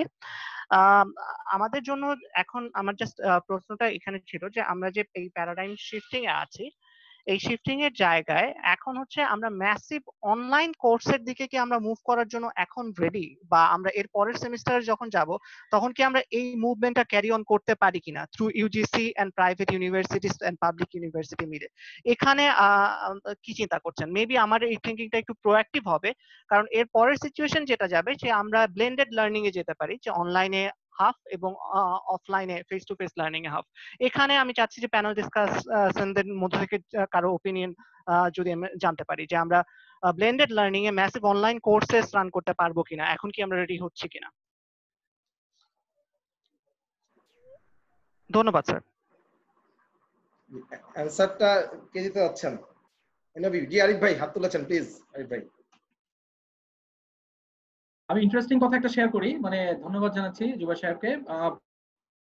আমি ইভেন কোভিড হওয়ার প্রায় 6 মাস আগে বা 1 বছর আগে থেকে এই কথাটা বলতাম আমার ক্লাসরুমে মাঝে মাঝে, যে বর্তমানে যে যুগটা চলছে আমি দেখলাম যে আমাদের সময় আমরা ফুল টাইম এডুকেশনটাতেই ফোকাস করতে পারতাম, ওই ফ্লেক্সিবিলিটি বা বলবো যে আমাদের ওই বিলাসিতাটা আমরা করতে পারতাম, কিন্তু বর্তমানে কনটেক্সটে সেই জায়গাটায় নাই। আজকালকার ইয়াং জেনারেশন কিন্তু তারা অনেক বেশি ইন্টেলিজেন্ট, মানে আমি যদি বলি নলেজ বা এগুলো সব কারণ ইউটিউব সবকিছুর কারণে ওরা অনেক বেশি ইন্টেলিজেন্ট হয়ে যায়। সো যার ফলে ওদেরকে 18, 22, 23, 24 বছর পর্যন্ত শুধু পড়ালেখার মধ্যে রাখাটা আমি দেখেছি খুব difficult.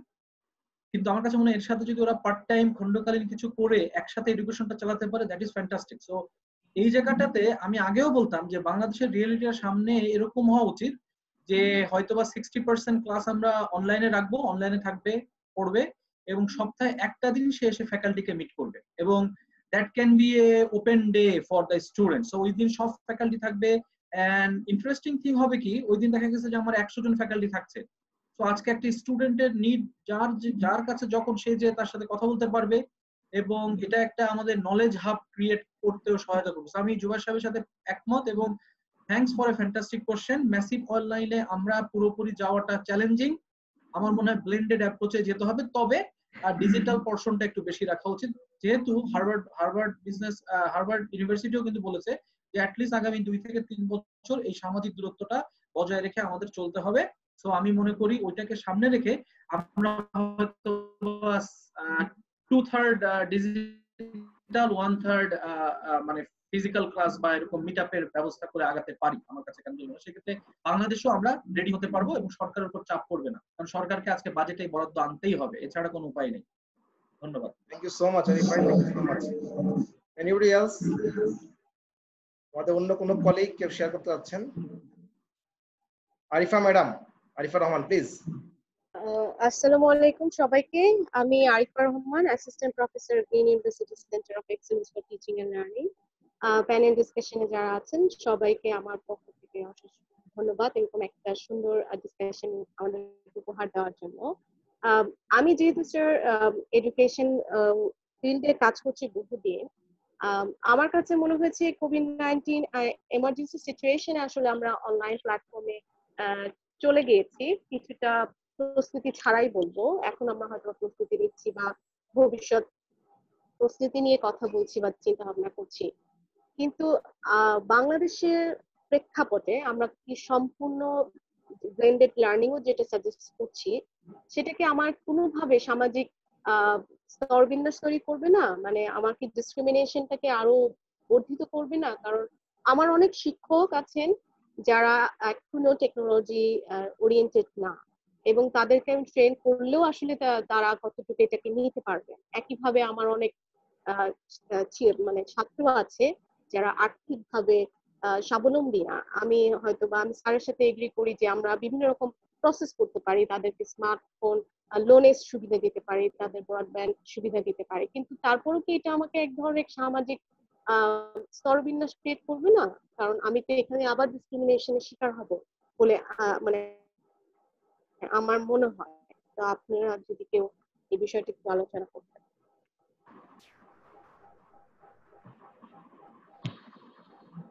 Any of you, Sadiq bhai or Dr. Nazmul Sadiq, any of you?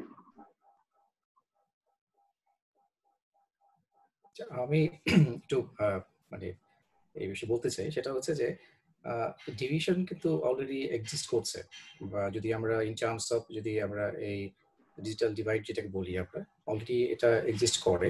আমাদের অ্যাপ্রোচটা হওয়া উচিত যে এই ডিবেটটাকে কতখানি কমিয়ে আনা যায়। যখন নতুন কিছুটি শুরু হয় তখন অবভিয়াসলি একটা ডিবেট একটা থাকে যে কিছু থাকে যারা এই বিষয়ে অভিজ্ঞ, কিছু থাকে যাদের সেই সমর্থটুকু আছে, কিছু থাকে যাদের কিছুই নাই। এবং এটাকে আমাদের স্বীকার করতে হবে। 100% সবকিছু আমরা কোনো কিছু করতে পারবো না। 100% ছেলে মেয়েকে আমি ক্লাসে আনতে পারবো না, 100%কে আমি হয়তো কাভার করতে পারবো না।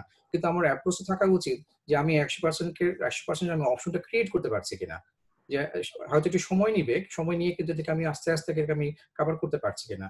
ওই মানে অ্যাপ্রোচ থেকে যদি আমি একটু সামনের দিকে এগোই, তাহলে মনে হয় আস্তে আস্তে উইদিন ওভার টাইম, হয়তো কয়েক মাসের মধ্যে বা হয়তো বছর লাগতে পারে আমাদের দেশে। কারণ আমরা যেটা একদম শুরুতে আমাদের মাননীয় ভিসি স্যার যেটা বলেছেন, যে আমরা বলেছি ডিজিটাল বাংলাদেশের কথা, এবং ডিজিটাল বাংলাদেশ করতে গেলে যে ধরনের মানে দরকার, ইনফ্রাস্ট্রাকচার ডেভেলপমেন্ট দরকার, শুরু হয়েছে 2009 সাল থেকে। এটা 2020 এবং 2021 এটাকে বলা হচ্ছে যেটাকে মানে তারা অ্যাচিভ করবে, কিন্তু এখনো কিন্তু করতে পারে নাই।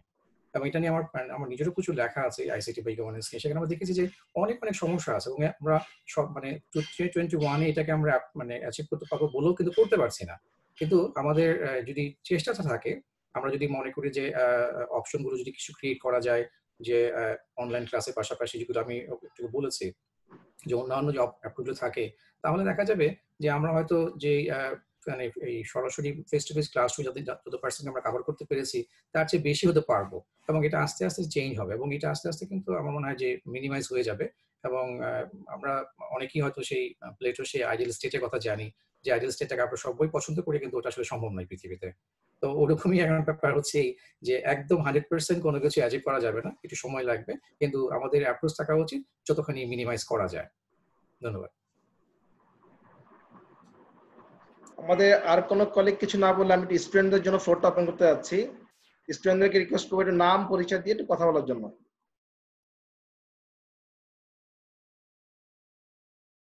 হ্যালো স্যার, আসসালামু আলাইকুম। আমি সাইফুল আলম, এই যে green university Bangladesh department of law থেকে বলছি। স্যার আমার কোশ্চেনটা হচ্ছে, স্যার এক্সামিন প্রসেসটা কিভাবে হবে স্যার? অনলাইন এডুকেশন বা ক্লাস, হ্যাঁ ঠিক আছে মেনে নিলাম, কিন্তু আমরা পরীক্ষাটা দিব কিভাবে? কারণ আমরা তো সবাই হাতে লেখা পরীক্ষাতে বিশ্বাসী। এখন একটা সম্পূর্ণ নতুন প্রসেস আসছে, আর এটা কিভাবে আমরা মানে অভ্যস্ত হব, এটার জন্য কি কোনো ফ্রি ট্রায়াল বা কিছু এরকম? কারণ আমাদের তো সেমিস্টারের উপর ডিপেন্ডেন্ট, মানে যে প্রত্যেকটা সেমিস্টার এক সেমিস্টার থেকে আরেক সেমিস্টার, যার কারণে সিজিপিও এটার মধ্যে অন্তর্ভুক্ত। এই জন্য আর কি যে এক্সামিন প্রসেসটা আমাদের খুব দরকার।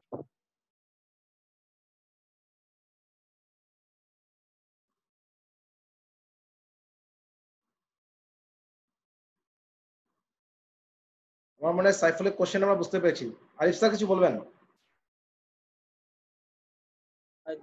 ধন্যবাদ। আমাদের যদি ইয়ে করি, আমরা কিন্তু সাইফুল যে কোশ্চেনটা করেছে এটা খুবই ভ্যালিড কোশ্চেন, এবং স্টুডেন্টরা কিন্তু এটা নিয়ে প্রচন্ড অ্যাংশাস আমি দেখেছি সারা বাংলাদেশেই।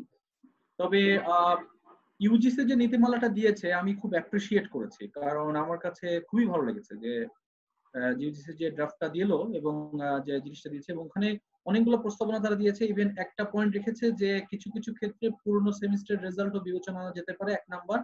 2 নাম্বার বলেছে যে কেউ যদি এই পরীক্ষা দেওয়ার পরে, অ্যাসেসমেন্ট দেওয়ার পরে তারা স্যাটিসফাইড না হয়, পরের সেমিস্টারে বিনা পয়সা তাদের ইনকমপ্লিট পরীক্ষাটা নিতে হবে। এটা বলেছে লাস্টে, বাট মূল জায়গাতে বলেছে যে ক্রিয়েটিভ অ্যাসাইনমেন্ট দেওয়ার কথা বলেছে। তারপরে জুমে ইন্ডিভিজুয়াল, জুম না মানে ভিডিও প্ল্যাটফর্মে ইন্ডিভিজুয়াল 1-to-1 ভাইবা প্লাস প্রেজেন্টেশনের কথা বলেছে। সো আমার কাছে খুবই যুগোপযোগী মনে হয়েছে এবং খুবই সুন্দর, এবং ওটাকেই আমরা ইনকর্পোরেট করে আমাদের ভার্সিটির জন্য করেছি। আমরা মোট 6টা পদ্ধতি এনেছি। 6টা পদ্ধতির মধ্যে আমরা টিচারদেরকে বলে দিয়েছি you please use any of the 3 from there. এবং যদিও এই পদ্ধতিটা এখনো স্টুডেন্টদের পুরোপুরি নিতে পারছে না, কারণ আসলে হয় কি আমাদের ওই যে প্রথম জায়গাটা আমি আবার ফিরে যাবো, আমাদের মাইন্ডসেটে এই জায়গাটায় ব্যাপক পরিবর্তন আসতে হবে। বাংলাদেশের টার্গেটটা হচ্ছে 2041 সালের মধ্যে আমরা ডেভেলপ নেশন হবে। তার জন্য আমার কি কি করতে হবে? এখন আমাদের দেশে একটা জিনিস আমি লক্ষ্য করি, অনেক সময় আমার কাছে খুবই আনফরচুনেট লাগে, আমরা অনেক কিছু অ্যাডহক বেসিসে করি, কিন্তু আমি মনে করি this is the right time. Bangladesh should come up with a concrete plan of action. আমরা কোথায় যেতে চাই, গোল সেট করার পরে ওইটা করার জন্য কি কি করা দরকার সেভাবে আনতে হবে। আর গ্রেডিং এর যে ব্যাপারটা সাইফুল সাহেব বলেছেন, এটাও কিন্তু আমাদেরকে এবার আবারও চোখে আঙ্গুল দিয়ে দেখিয়ে দিল যে আমরা কিন্তু উন্নত বিশ্বের সাথে এভালুয়েশন প্রক্রিয়াতে একটু পিছিয়ে আছি। আমরা যেটা করি, আমরা ওই 4-5টা 6-7টা কম্পোনেন্ট যোগ করে করে করে করে একটা স্টুডেন্টের গ্রেড নির্ধারণ করি, বাট উন্নত বিশ্বে কি হচ্ছে, ধরেন হার্ভার্ড বিজনেস স্কুল বা এসব জায়গাতে ওরা কিন্তু ফ্যাকাল্টিদের উপরে একটা স্বাধীনতা দেয়। ফ্যাকাল্টি ওই স্টুডেন্টকে তারা অ্যাসেস করে। ওরা অনেক সময় 4টা মাত্র গ্রেড দেয়। ইউরোপ বা আমেরিকাতে কিন্তু 4টা গ্রেড প্রচলিত আছে, এ বি সি ডি। এবং এটার মানে হচ্ছে এ মানে হচ্ছে ওই সাবজেক্টের উপর তার মাস্টারি এসেছে কিনা, ফর এক্সাম্পল, তখন তাকে দিচ্ছে এ। তারপরে ঠিক আছে পুরোপুরি পারে না তখন বি। সো আমি মনে করি এই গ্রেড এভালুয়েশন পলিসিটা নিয়ে ব্যাপকভাবে ভেবে দেখার দরকার আছে। বর্তমানে যে 13-15টা যে স্ট্রাকচার আছে আমাদের, ওই যে এ থেকে এ প্লাস থেকে শুরু করে, ওইটা এই পদ্ধতিতে আসলে চলবে না।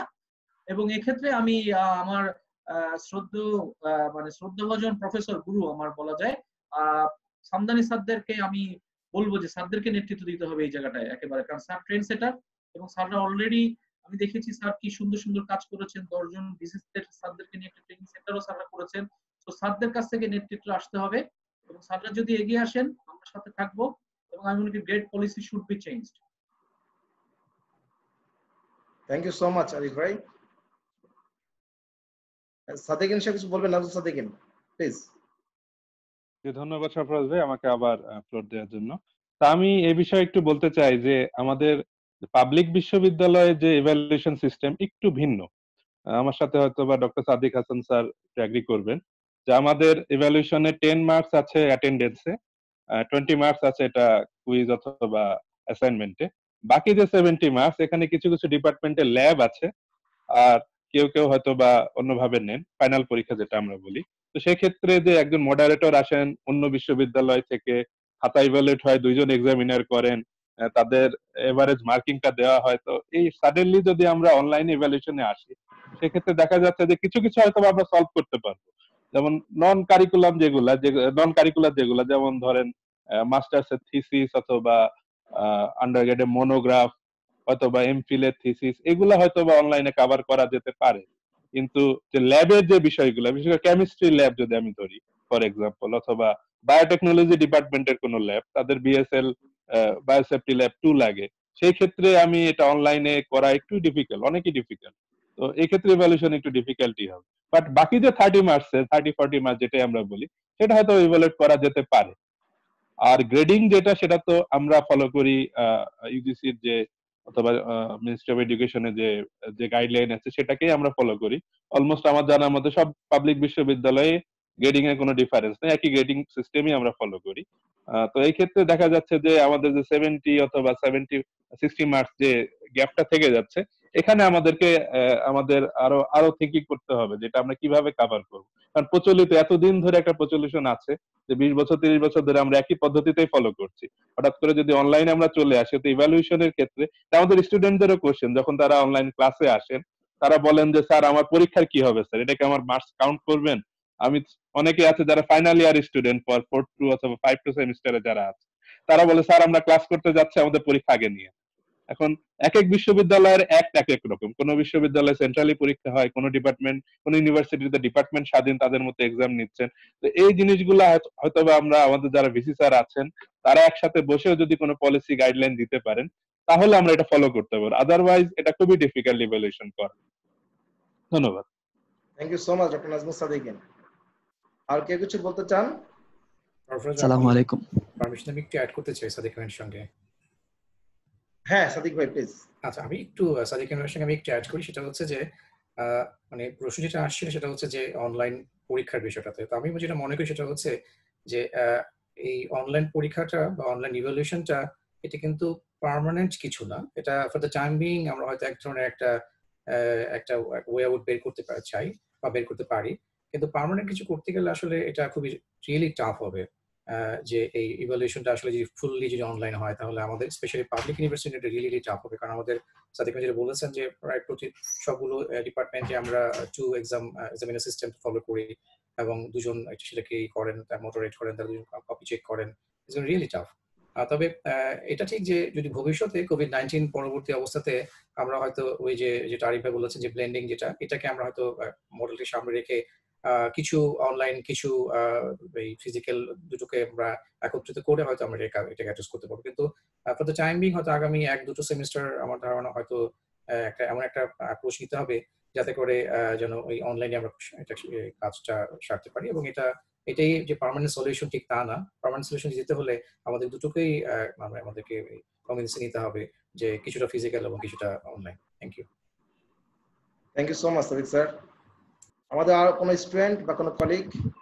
স্যার স্টুডেন্ট থেকে আমি কিছু বলতাম। একটু নাম পরিচয় বলতে হবে। হ্যাঁ, নাম হচ্ছে স্যার শোয়েব 192 ব্যাচের সিএসসি।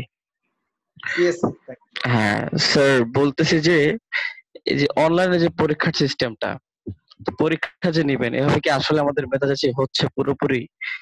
আমি দেখছি যে আমার ফ্রেন্ডরা ড্যাফোডিল ইউনিভার্সিটি থেকে পরীক্ষা দিচ্ছে অনলাইনে, ওরা স্ক্রিনশট শেয়ার করে পরীক্ষা দিচ্ছে, একজন আরেকজন শেয়ার করে সব দেখে লিখতেছে। তো এভাবে মেধাজাচি কিভাবে হয়? আর এটাই আসলে বলবো যে এই পরীক্ষা নিয়ে সার্টিফিকেট যে প্রাইভেট ইউনিভার্সিটি সেল করে টাকার জন্য, শুধু এবার সেমিস্টারটা কমপ্লিট করার মতো হচ্ছে না বিষয়টা। আমার বেয়াদবি মাফ করবেন, কিন্তু বিষয়টা তো এমনই হচ্ছে যে সার্টিফিকেট সেল করতেছে, কোনো না কোনো ভাবেই সেমিস্টার কমপ্লিট করতেছে, পরীক্ষা তো দিচ্ছে, একজন একজন স্ক্রিনশট শেয়ার করে সবকিছু করে। এইভাবে তো আসলে স্যার মেধাজাচি কতটুকু হচ্ছে? ওকে, থ্যাংক ইউ, মাফ করুন স্যার। It's okay. যে ডিসকাশনের মধ্যে আমি এনকারেজ করছি। হ্যাঁ প্লিজ আরিফ ভাই। আমি সরি, আমারই সুযোগটা নেওয়া উচিত, কারণ আমি প্রাইভেট ইউনিভার্সিটিতে কাজ করছি আর কি। সো পাবলিকের ক্ষেত্রে সাধারণত এই কোশ্চেনটা ওইভাবে হয়তো বা মেবি নাও আসতে পারে। শোনা যাচ্ছে আমার কথা? হ্যাঁ ক্লিয়ার। ওকে, সো এই যে কোশ্চেনটা এসেছে না, এইটাও কিন্তু বাংলাদেশের কিছুটা মাইন্ডসেটের ব্যাপার হয়ে গেছে। কারণ সরি, বারবার হয়তো আমি কিছু অ্যানালজি দিচ্ছি, অনেকে বিরক্ত হতে পারেন, বাট দেখেন উন্নত বিশ্বের বড় বড় কোম্পানিগুলো কিন্তু আজকে কিন্তু অলরেডি তারা ঘোষণা দিয়েছে যে তারা কলেজ ডিগ্রিকে আর প্রাধান্য দিবে না। মানে লাইক প্রাধান্য দিবে না, এটাকে অবশ্য বাংলাদেশে একটু ভুলভাবে ইন্টারপ্রেট করছে অনেকে। ওরা বলছে যে আজকে এখন গুগল বা অ্যামাজন এইসব কোম্পানিতে চাকরির জন্য কলেজ ডিগ্রি ম্যান্ডেটরি না। তার মানে এই না যে কলেজ ডিগ্রি দরকার নেই। ওরা বলতে চাচ্ছে যে কারো যদি একটা মানে কোন একটা ভালো স্কিল থাকে যেটা কোম্পানিতে কাজে লাগানো যায়, তাহলে তার কলেজ ডিগ্রি না হলেও হবে। বাট আমি মনে করি কলেজ ডিগ্রি যাদের আছে তারা হয়তোবা আরো বেশি ভ্যালুয়েবল করতে পারে নিজেকে, এবং তারাই তো ভালো জায়গায় যাবে। তো বাংলাদেশে এমপ্লয়মেন্টটা কিভাবে হচ্ছে এই জায়গাটায়, এটার সাথে ওই যে স্টুডেন্টটা কোশ্চেন করেছে, মানে আমি তাকে ধন্যবাদ জানাচ্ছি, খুব সুন্দর একটা কোশ্চেন করেছে, যদিও একটা টাফ কোশ্চেন করেছে। বাট এই জায়গাটায় কিন্তু আমাদের মানে ব্যবস্থা করতে হবে যে এমপ্লয়মেন্ট আমাদের দেশে কিভাবে। আমাদের দেশে এমপ্লয়মেন্টটা কি শুধু সিজিপিএ এবং কিছু ইউনিভার্সিটির নাম দেখে হয়, নাকি সত্যিকার অর্থে এভালুয়েশন হয়? এই জায়গাটা জোর দেওয়া উচিত। এবং আমি জানি না যে এখানে কে কাজ করা উচিত। আমি যদি বলি যে সবই সরকারের উপর চাপাই দিব, আমি মনে করি আমাদের মাইন্ডসেটের উপর ভিত্তি করে। যেমন আমরা আমাদের ভার্সিটি যখন রিক্রুট করছি, আমরা একেবারে ফেয়ার রিক্রুটমেন্ট করি, এবং এই ফেয়ার রিক্রুটমেন্ট করে আমরা দেখি যে অনেক ক্ষেত্রে আমরা যে বায়াসটা ছিল ওটা থেকে আমাদের বেরিয়ে আসতে হচ্ছে। আমরা সব মনে করছি না এই ভার্সিটি গ্রাজুয়েট ভালো, একে আমার নিতে হবে, কিন্তু দেখা যাচ্ছে ভাইভাতে আরেকজন ভালো করছে, যাকে আমরা হয়তো চিন্তা করেছি যে ও না, তার তো ডিগ্রিও ভালো না, তার রেজাল্টও ভালো না। সো আমি মনে করি coming days will be very much skill based, এবং এই কারণে এই গ্রেড কে বেশি পেলো কম পেলো এইটা আমার মনে হয় কেন জানি ডিপেন্ড করবে ওইটার সাথে রিলেটেড। এই কারণে এটা নিয়ে এত মন খারাপ করার কিছু নাই। আর অনলাইন এভালুয়েশন যেহেতু আমাদের জন্য নতুন, আমি আমার স্টুডেন্টদের প্রতি এইটাই অনুরোধ করেছিলাম যে দেখো, আমি মূলনীতিটা ফলো করব, সেটা হচ্ছে আইনের মতো। যে আইনের একটা মূলনীতি আমি শুনেছি, লয়াররা হয়তো মাফ করবেন আমি যদি ভুল বলে থাকি, যে আইনের একটা মূলনীতি হচ্ছে যে কোনো দোষী ছাড়া পেয়ে যাক, সমস্যা নাই, কিন্তু নির্দোষী যেন সাজা না পায়। এখন আমিও মনে করি যে আগামী দিনগুলোতে কিছুদিন হইলো আমাদের এভালুয়েশন সিস্টেমে কেউ যদি একটু দুষ্টুমি করে বা কোনো খারাপ কাজ করে একটু দু একটা গ্রেড বেশি পায়, ইটস ওকে, বাট আমরা হয়তো বা নেগলিজিবল করতে পারবো। কিন্তু কোনো পিওর স্টুডেন্ট যে ভালো পাওয়া উচিত, সে যেন পানিশ না হয়। এই জায়গাটায় আমি মনে করি আমার টিচারদের প্রতি আমি অনুরোধ করেছি যে আপনারা এটা একটু বেশি নজর দিন। হ্যাঁ, আমার পক্ষে এতটা সম্ভব না যে একটা স্টুডেন্ট একটা গ্রেড দুটা গ্রেড বেশি পেয়ে গেল তাকে ধরাটা আমার জন্য হয়তো ডিফিকাল্ট হতে পারে, কিন্তু আমি বেশি জোর দিব কোনো ভালো স্টুডেন্ট যেন পানিশ না হয়। So that's all, thank you. Thank you so much sir.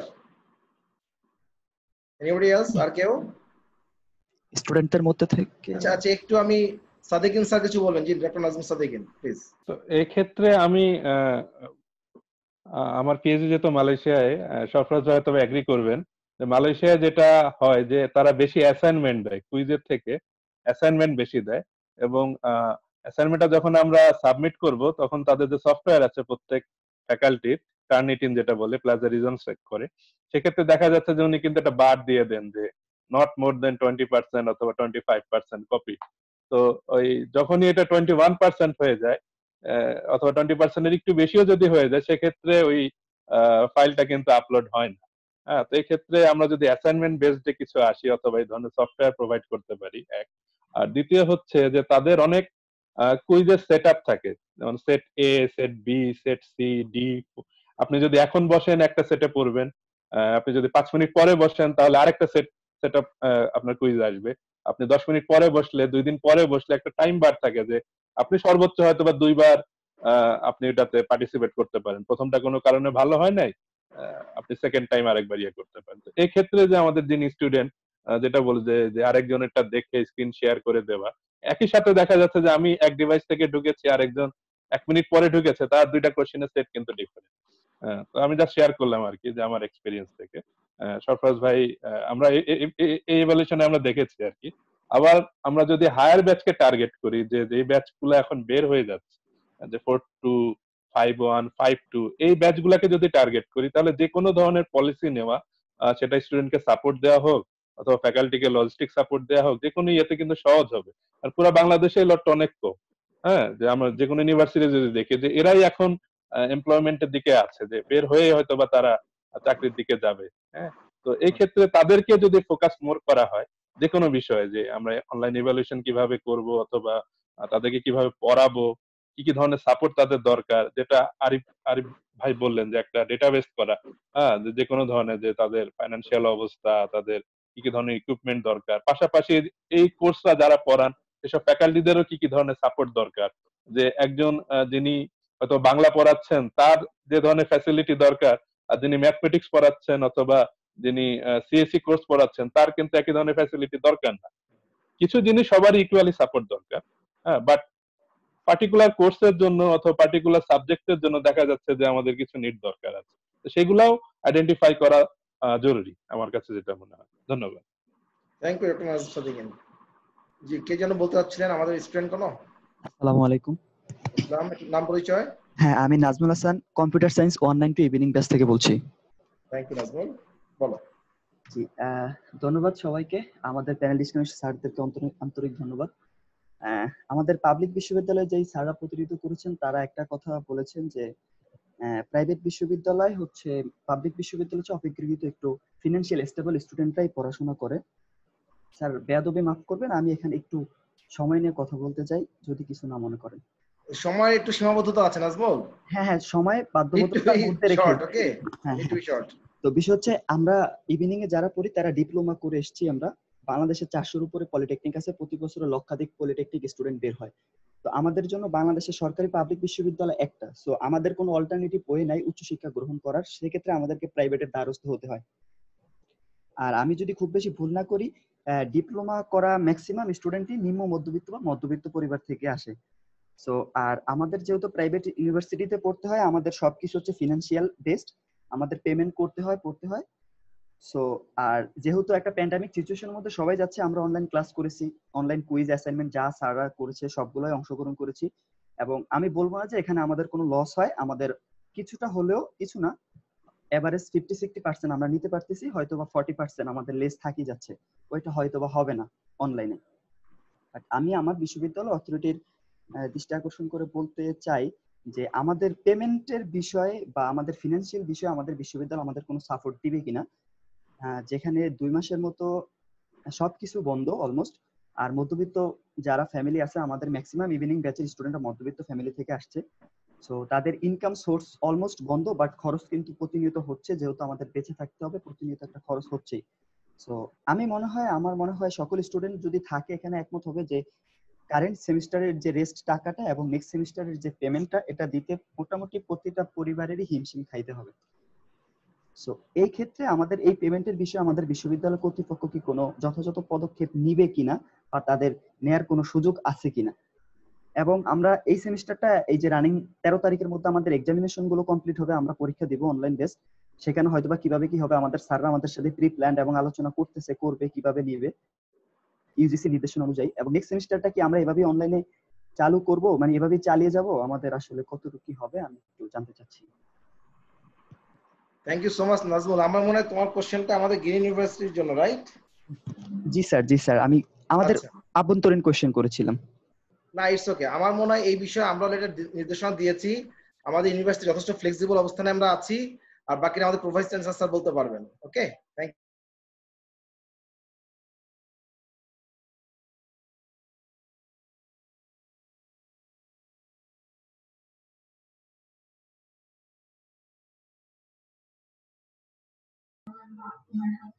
Doctor খান, আপনি কি চাচ্ছেন যে আমি এখন কিছু বলি? স্যার আমার মনে হয় স্যার কোশ্চেন আনসার সেশন চলে আসছে আমাদের শেষের পথে। স্যার মাগরিবের নামাজের সময় হয়ে যাবে, প্লিজ স্যার আমরা একটু কনক্লুড করলে হয় স্যার। এখন আসলে ওইটা তো আলাদা ইস্যু, ওইটা ছাত্র চাইলে বিভাগের শিক্ষক এবং চেয়ারপারসনদের সাথে কথা বলতে পারেন। এইখানে তো এই পার্টিকুলার একটা বিশ্ববিদ্যালয়ের বিষয় নিয়ে আলোচনা হচ্ছে না, কাজেই এইগুলি কোশ্চেন উত্তর এখানে আসলে আলোচনা করাটা ঠিক হবে না। এইখানে হলো কমন যে প্রবলেমস গুলি আছে সেগুলি নিয়ে বা পার্সপেক্টিভ অনলাইন এডুকেশন রিলেটেড যেগুলি আছে সেগুলি নিয়ে কথা বলতে পারে। ছাত্রকে আমরা পরামর্শ দিতে পারি সংশ্লিষ্ট বিভাগের শিক্ষক এবং চেয়ারপারসনদের সাথে কথা বলার জন্য। ধন্যবাদ। Thank you sir. আমরা ইনফ্যাক্ট আমাদের টাইমের কনস্ট্যান্ট আছে, মাগরিবের নামাজের ওয়াক্ত হয়ে আসছে, ইভেন আমাদের ডিসকাশন স্যারদের অনেকে ব্যস্ত আছে, আমরা আসলে একটু শেষ পর্যায়ে চলে আসছি। তো এই পর্যায়ে আমি রিকোয়েস্ট করব আমাদের শ্রদ্ধাভাজন আমাদের ইউনিভার্সিটি বাংলাদেশের আমাদের ভাইস চ্যান্সেলর মহোদয় স্যারকে আমাদের স্যার একটু ক্লোজিং স্পিচ দেওয়ার জন্য এবং আপনার একটু মূল্যবান কথা শোনার জন্য। Thank you sir.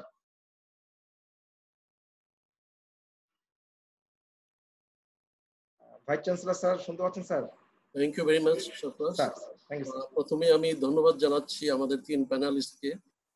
They made excellent deliberation এবং এই প্রেজেন্টেশনটা খুব সাপ্লিমেন্টেশন এবং কমপ্লিমেন্টেশন হয়েছে। ওনাদের আলোচনার পরিপ্রেক্ষিতে যে বিষয়গুলি হাইলাইট হয়েছে আমি একটু সামারিটা আনতে চাচ্ছি, এবং খুব ওয়ান্ডারফুল ওয়েতে কতগুলি যে বিষয় আসছে, যেমন ডিজিটাল ডিভাইডের কারণে ডিসক্রিমিনেশন এবং ইনইকুয়ালিটি যে সৃষ্টি হতে পারে এই বিষয়টা ওনাদের ডিসকাশনের ভিতরে সুন্দরভাবে আসছে। এবং আমি যদি দেখি যে বাংলাদেশের কনটেক্সটে আমরা হঠাৎ করে একটা আন্ডার ডেভেলপড আইসিটি ইনফ্রাস্ট্রাকচারের ভিতরে আমরা যাত্রা শুরু করেছিলাম, এবং এই যাত্রা শুরু করতে গিয়ে এইটা থেকে কিভাবে আমরা বেরোতে পারি সেই ব্যাপারে ওনারা ওয়ান্ডারফুল কতগুলি সাজেশনও রেখেছেন। সেই সাজেশনগুলির ভিতরে আমি দেখতে পাচ্ছি যে একটা বড় রোল হলো লিগ্যাল এবং রেগুলেটরি বেস। ডিসিশন মেকার যারা আছেন তারা যদি সত্যিকার অর্থে ডিজিটাল বাংলাদেশ দেখতে চান বাই 2021, তাহলে সেই ক্ষেত্রে যে ধরনের ইনভেস্টমেন্ট দরকার, যে ধরনের সহযোগিতা দরকার, সেটা কিন্তু লিগ্যাল এবং রেগুলেটরি অথরিটি ডিসিশন মেকারদের কাছে আসা দরকার। সেই জিনিসটা ওনারা হাইলাইট করেছেন। এবং ই লার্নিং রেডিনেসের ব্যাপারে সুন্দরভাবে মাইন্ডসেটের কথা বারবার আসছে। মাইন্ডসেটের ক্ষেত্রে আমাদের টিচিং কমিউনিটিতে যারা আমরা আছি, আমরা যারা ইনস্ট্রাক্টরস, আমাদের মাইন্ডসেটের ব্যাপারে X generation, Y generation, Z জেনারেশনের যে ডিভিশনটা, এটাও সুন্দরভাবে আসছে। আমরা যদি সত্যিকার অর্থে আমাদের টিচারদেরকে মাইন্ডসেটটাকে প্রিপেয়ার না করতে পারি in terms of their attitude and also in terms of their skills, তাহলে কিন্তু আমরা এগোতে পারবো না। এটাও সুন্দরভাবে ওনারা হাইলাইট করেছেন। ই লার্নিং ট্রেনিং এর কথা বারবার গুরুত্ব দিয়ে বলা হয়েছে, এবং এটা অবভিয়াসলি আমি মনে করি এটা ছাড়া আমরা সামনের দিকে আমরা তৈরি করতে পারবো না। তবে এখানে যে বিষয়টা আসে নাই সেটা হলো যে ই লার্নিং এর ব্যাপারে আমাদের গার্জিয়ান যারা আছেন, আমাদের প্যারেন্টস কমিউনিটি যারা আছেন, তাদের মাইন্ডসেটটা কি, তারাও কিন্তু এই ব্যাপারে কিভাবে তাদেরকে অ্যাওয়ারনেস বিল্ড আপ করা যায় যে ই লার্নিং মাধ্যমে আমরা যে লার্নিংটা দিচ্ছি যেটা এটা ভ্যালু কিরকম, সেই বিষয়টা বোধহয় আমাদের গার্জিয়ান লেভেল অফ আলোচনা বিষয় দাবি রাখে। তারপরে যে বিষয়টা দরকার, যেটা ওনারা ইনডাইরেক্টলি বলেছেন, যে এমন একটা সিস্টেম তৈরি করা দরকার যাতে করে কান্ট্রি ওয়াইড এবং হাই স্পিড ইন্টারনেট কানেকশন যেন আমরা তৈরি করতে পারি with low cost. High speed internet connection country wide with low cost, এটা যদি আমরা এনশিওর না করতে পারি তাহলে সামনের দিকে আমরা এগোতে পারবো না। তারপরে বিষয়টা আসছে যে আমাদের একটা কানেকশন করা দরকার ইন্ডাস্ট্রি এবং ইউনিভার্সিটির সাথে। ইন্ডাস্ট্রি এবং ইউনিভার্সিটি লিঙ্কেজটা এটা কিছুটা টাচ করেছেন আমাদের প্যানেলিস্টরা, কিভাবে এটাকে স্ট্রেংথেন করা যায় লিঙ্কেজটা সেটা দেখা, ইন টার্মস অফ আমাদের আইসিটিকে ডেভেলপ করা, প্লাস আমরা যদি পরবর্তীতে ইন্টারনেট ইউজের মাধ্যমে যদি আমরা ইন্টার্নিং করতে চাই সেক্ষেত্রেও কিভাবে যেতে পারে, সেক্ষেত্রে ইন্ডাস্ট্রি এবং ইউনিভার্সিটি একটু কোলাবোরেশনের ব্যাপার রয়ে গেছে। এবং আরেকটা বিষয় রয়ে গেছে যে আমরা কিভাবে low cost laptop PC tablets এগুলিকে আমরা সরবরাহ করতে পারি, এই ব্যাপারে সরকার একটা বড় উদ্যোগ নেওয়া প্রয়োজন। এবং আরেকটা বিষয় খুব সবচেয়ে বেশি ভালোভাবে আলোচনায় আসছে যে আমরা অ্যাসেসমেন্টের ব্যাপারটা, যে বিষয়টা আসছে সেটা একটা সুন্দরভাবেই আসছে। এখন আমরা তাৎক্ষণিকভাবে এক্সিস্টিং যে অ্যাসেসমেন্টের ভিতরে আমরা যাচ্ছি, আমরা যদি সত্যিকার অর্থে যদি অ্যাসেসমেন্টে ইমপ্রুভমেন্ট আনতে চাই, আমি পার্সোনালি মনে করি এখানে একটা বড় ধরনের পরিবর্তন আনা দরকার।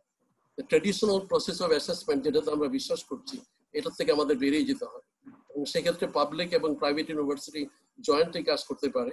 বিশেষ করে ফর্মেটিভ অ্যাসেসমেন্টকে বেশি গুরুত্ব দেওয়া এবং সামেটিভ অ্যাসেসমেন্টের ইয়াটাকে পার্সেন্টেজটাকে কমিয়ে দেওয়া, এবং সেটা কিভাবে করা যেতে পারে সে বিষয়ে মনে হয় আমার অনেক বেশি আলোচনা হতে পারে। এবং এই ক্ষেত্রে অনেক বিষয় বলা হয়েছে যে এটা উচ্চ পর্যায়ে কিভাবে হতে পারে। এখন বিশেষ করে ইউজিসিতে যেভাবে আমাদেরকে ডিরেকশন দেয়, সেই লেভেলে একটা বড় ধরনের পরিবর্তন আনা যেতে পারে। আমরা যে অ্যাসেসমেন্ট সিস্টেমটা আমরা কিভাবে দিতে পারি, আমরা যে ট্র্যাডিশনাল সিস্টেমে প্রশ্ন দিয়ে উত্তর নেই, এটার থেকে আমাদেরকে বেরিয়ে যেতে হবে। এবং সেক্ষেত্রে ফর্মেটিভ অ্যাসেসমেন্টের ভিতরে আমাদের প্রফেসর নাজমুল সাহেব যেটা বলেছেন, মালয়েশিয়ার এক্সাম্পল দিতে গিয়ে, যে প্রবলেম বেসড অ্যাসাইনমেন্ট গুলি প্রবলেম বেসড যদি আমরা দিতে পারি এবং সেই ক্ষেত্রে যদি ফর্মেটিভ অ্যাসেসমেন্টের পরিমাণটা আমরা বাড়িয়ে দিই, তাহলে কিন্তু এখান থেকে বেরিয়ে যেতে পারি। তবে প্রবলেম রয়ে গেছে যেখানে সায়েন্স বেসড এডুকেশন যেটা, সেখানে অ্যাসেসমেন্টটা কিভাবে হতে পারে সেখানেও একটা বিষয় বিশেষ আলোচনার প্রয়োজন দরকার আছে। আমি সব মিলিয়ে বলবো যে আলোচনাটা খুবই ফ্রুটফুল হয়েছে, ইট ওয়াজ ভেরি ইনসাইটফুল। এবং আমরা সত্যি পাবলিক ইউনিভার্সিটির দুইজন যারা আসছেন, ওনারা কে কি ইনিশিয়েটিভ নিয়েছেন সেটাও বলেছেন, কানাডিয়ান ইউনিভার্সিটি কি ইনিশিয়েটিভ নিয়ে সেটাও বলেছেন। আমার পার্সোনাল ইয়াটা হলো, আমি মনে করি যে আমাদের কোনো বিকল্প নাই, আমাদেরকে ধরে নিতে হবে যে will have to go for taking advantage of the internet facilities.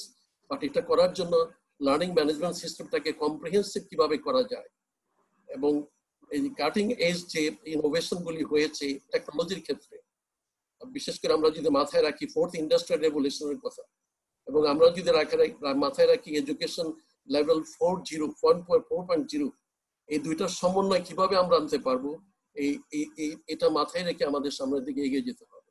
আমি আবারও আপনাদেরকে ধন্যবাদ জানাচ্ছি ওয়ান্ডারফুল কন্ট্রিবিউশনের জন্য, এবং প্রশ্নগুলি যারা করেছেন খুব ওয়ান্ডারফুল প্রশ্ন করেছেন, এটাও আমাদের জন্য হেল্পফুল ছিল। এবং ফাইনালি আমি ডক্টর খান সফরাজ খানকে ধন্যবাদ দিব এমন একটা সুন্দর প্ল্যাটফর্ম অর্গানাইজ করার জন্য। আপনাদের সবাইকে অনেক অনেক ধন্যবাদ। Thank you so much sir for your encouraging speech. আসলে বরাবরই স্যারের কাছ থেকে প্রতি মুহূর্তে আমরা শিখছি, এবং আমরা নিঃসন্দেহে সৌভাগ্যবান এমন একজন শিক্ষাবিদ শিক্ষানুরাগী আমাদের মাঝে আছেন, আমাদের গার্ডিয়ান হিসেবে স্যার ইনস্ট্রাকশন গাইডেন্স পাচ্ছি প্রতিনিয়ত আমরা, যা আমাদের আরিফ ভাই বলেছেন। তো at the end of the session আমি সবাইকে থ্যাঙ্কস জানাচ্ছি, পার্টিকুলারলি আমার কলিগস, বিভিন্ন ডিপার্টমেন্টের চেয়ারপারসনস, আমার ফ্যাকাল্টি মেম্বার যারা আছেন, কলিগস, আমাদের প্রাণপ্রিয় স্টুডেন্ট যারা আছো, সবার প্রতি আবারও ধন্যবাদ জ্ঞাপন করছি। Special thanks to our panelist doctor Sadiq Hasan from Public Administration Department of Dhaka University, SM Arifuzzaman from Carnegie University of Bangladesh, and Dr. Nazmul Sadikin, আমার স্নেহধন্য ছোট ভাই, ডিন মৌলানা ভাসানী ইউনিভার্সিটি। সবাইকে special thanks on behalf of green university of Bangladesh. Hopefully will organize another session like this, সেখানে হয়তো আবার দেখা হবে, আরো বড় পরিসরে দেখা হবে। আমি special regards and gratitude to my Vice Chancellor sir and Vice Chancellor sir once again. আমার সব সহকর্মীদের প্রতি আবারও শ্রদ্ধা, ভালোবাসা এবং শুভেচ্ছা বিনিময় করে আজকে সেশন কনক্লুড করছি। ধন্যবাদ সবাইকে, থ্যাংক ইউ সো মাচ, সবাই ভালো থাকবেন।